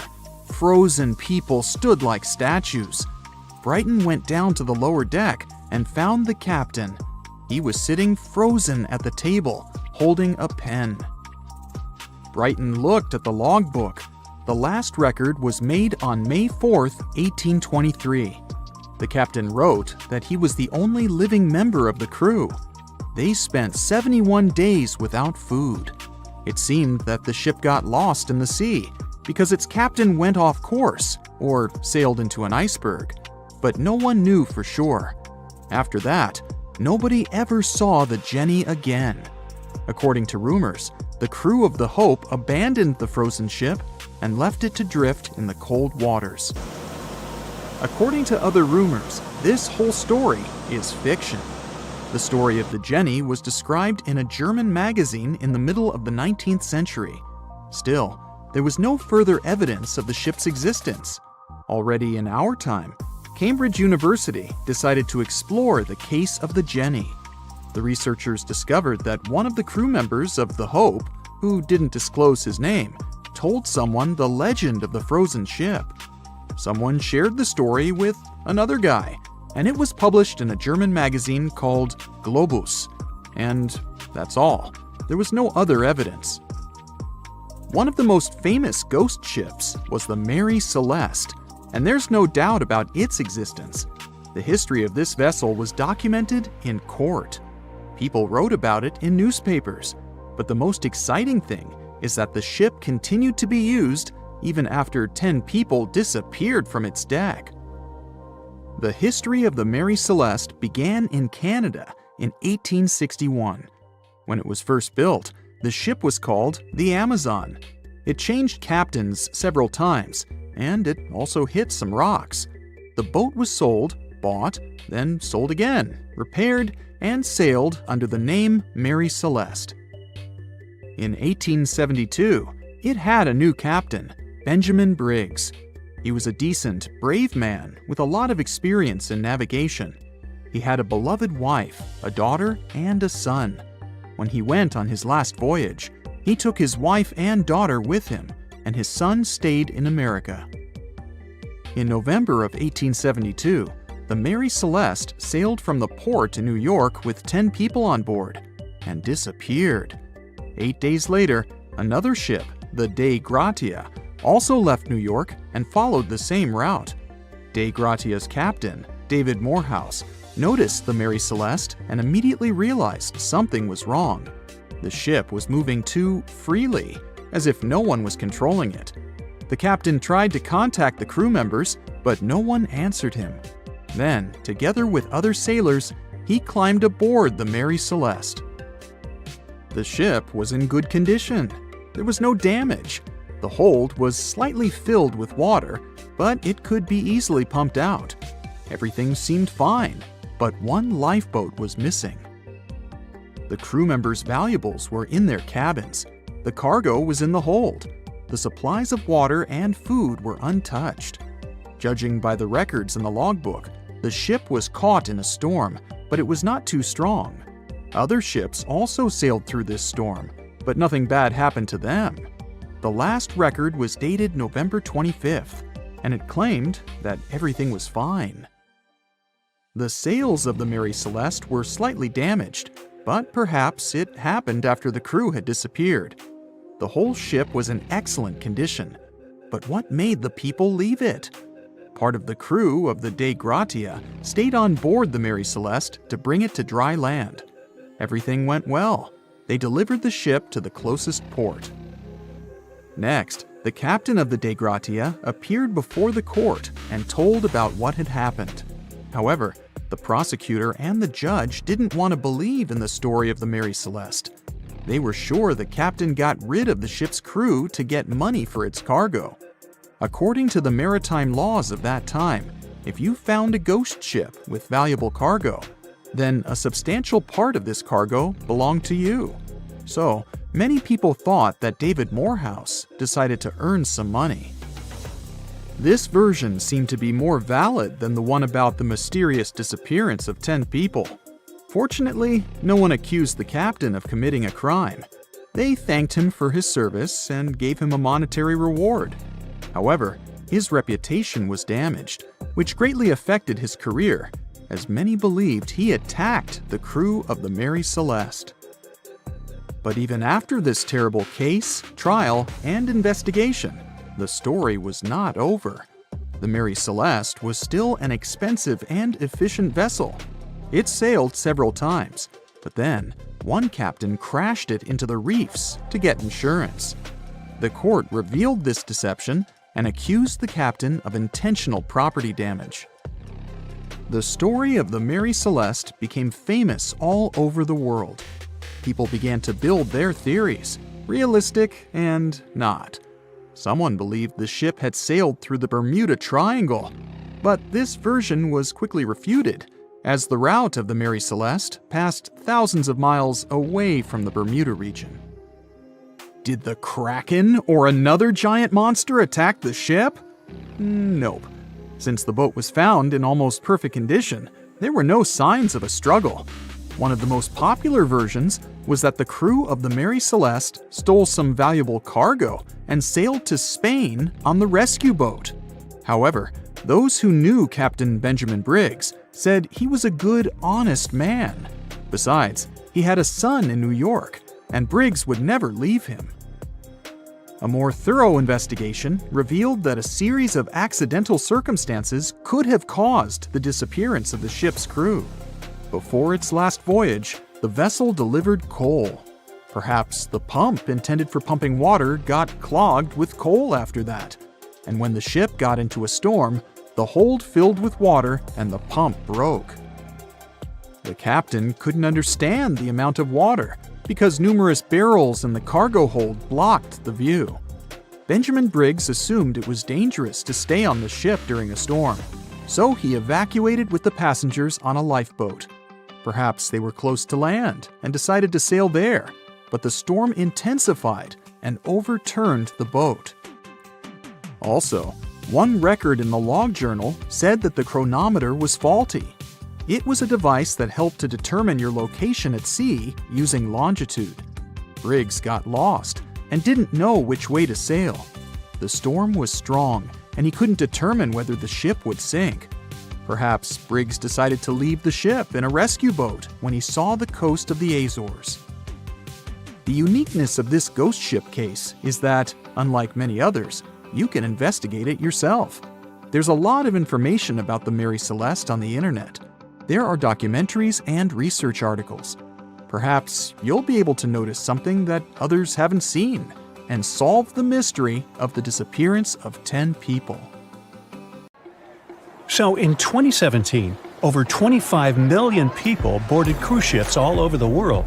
Now, if you're keeping count, that's more than the total population of Greece. It's become America's favorite choice when it comes to going on vacation. It's easy to see why hopping aboard a cruise ship becomes more popular each year. Heading out on a cruise is also coming back in style with newer generations. 2/3 of Gen Y and millennials say that cruising is their new preferred type of vacation. How's that? Well, let's see. It's easy to plan in advance. On board, you can find activities for all family members, and you get a chance to visit several different destinations in one trip. An added bonus of booking a cruise? You can sample various places for a future time off. The entertainment on board is often top-notch, providing passengers with an added taste of luxury. And the amenities and accommodations are generally very reliable. Not to mention that it gives tourists that feeling of actually getting away from everything that people strive for while out of the office. Royal Caribbean International is one of the largest cruise lines in the world, with just over 19% of the cruise market as of 2018. Its current fleet is divided into many different classes of ships, including the Voyager class, Radiance, and Quantum. The latest addition to the Royal Caribbean International's impressive fleet was built in 2018. Wonder of the Seas is now the largest cruise ship in the world. Since this spectacular liner has just had her maiden voyage in March 2022, let's look at some of the incredible perks it has to offer its passengers. For starters, the boat is so big that it had to be split into neighborhoods.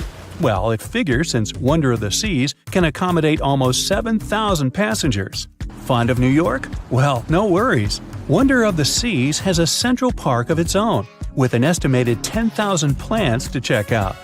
The ship's central park is a feature of all Oasis-class ships, being one of the so-called neighborhoods. Let's look at some other areas, shall we?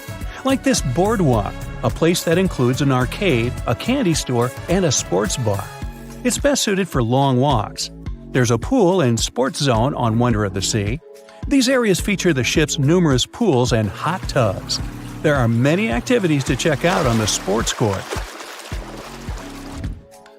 Then there's the Royal Promenade, or Promenade if you prefer. That's the main road on Wonder of the Seas, with bars, lounges, and places to grab a cup of coffee, or a luxurious latte.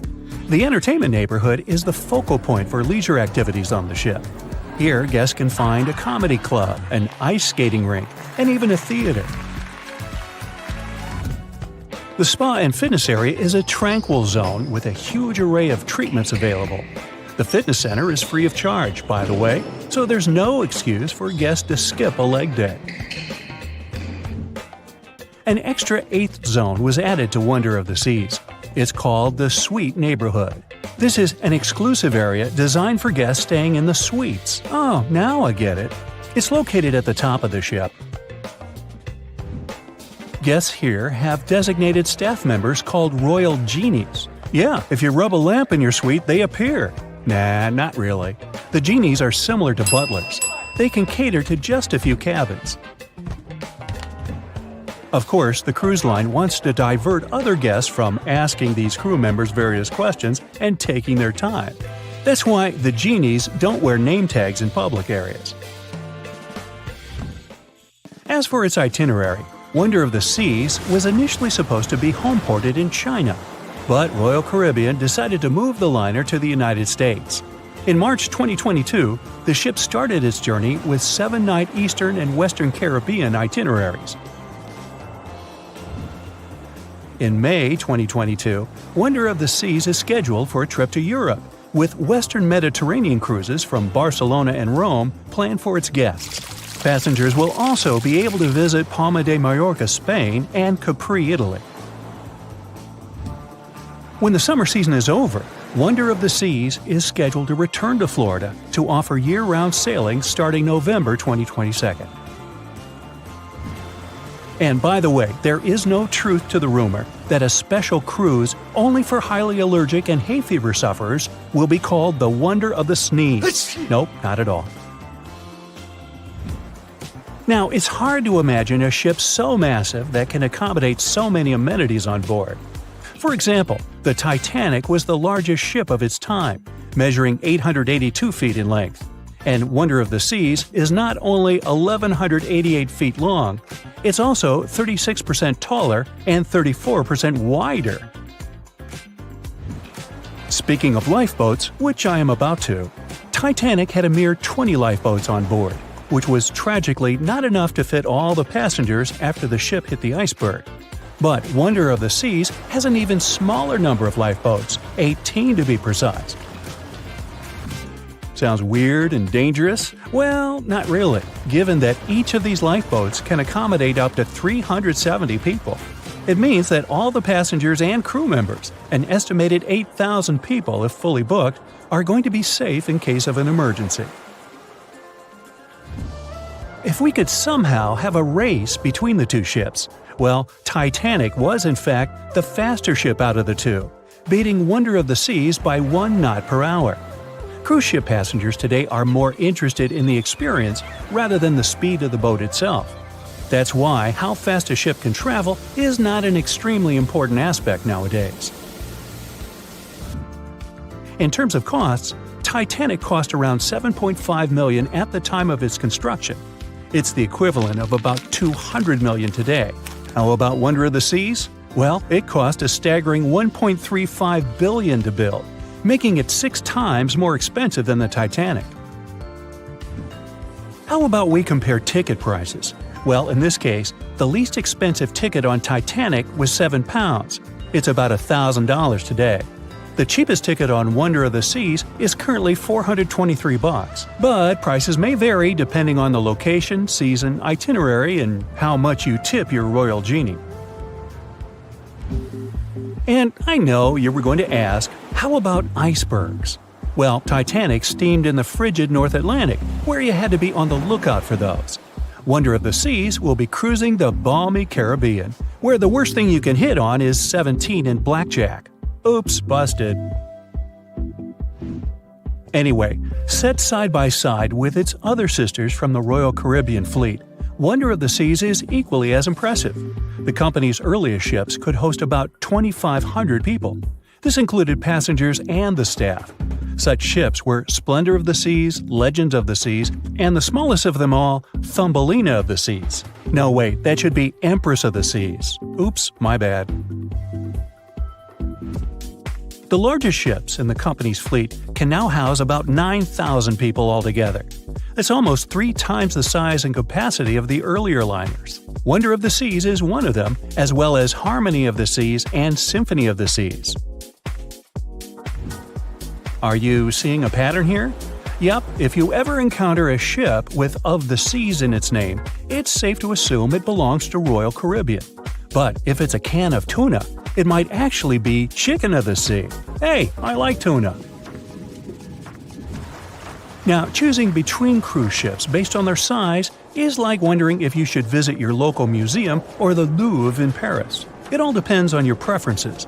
Some families prefer small settings. Others are a fan of large spaces that can provide everything they need. Historically, it's equally as exciting how far we've come in terms of maritime transportation.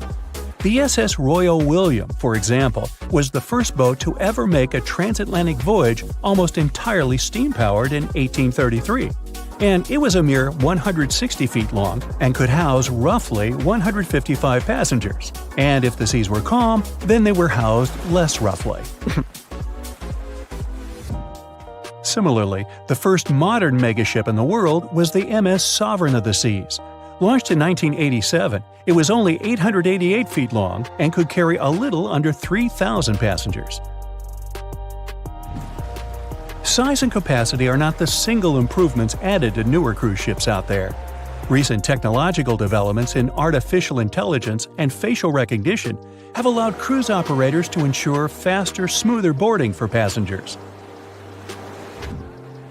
If, in the past, it took from 60 to 90 minutes for all passengers to board a ship, nowadays, cruise ship operators manage to get people comfortably settled in less than 15 minutes. Now, I'm sure you're already eager to book a ticket, but let's look into some of the more interesting activities you can try on board Wonder of the Seas. This way, you'll know what you're getting yourself into. All Royal Caribbean ships have loads of artworks available for their guests to enjoy. But Wonder of the Seas goes above and beyond, even featuring statues of astronauts in key locations around the ship. You'll find the first astronaut looking through the glass at the promenade, while a second one is busy rock climbing at the boardwalk. The third and last astronaut is more of a movie fan. This statue can be found near the movie screen sitting area. Going astronaut sightseeing is proving to be quite the experience among guests.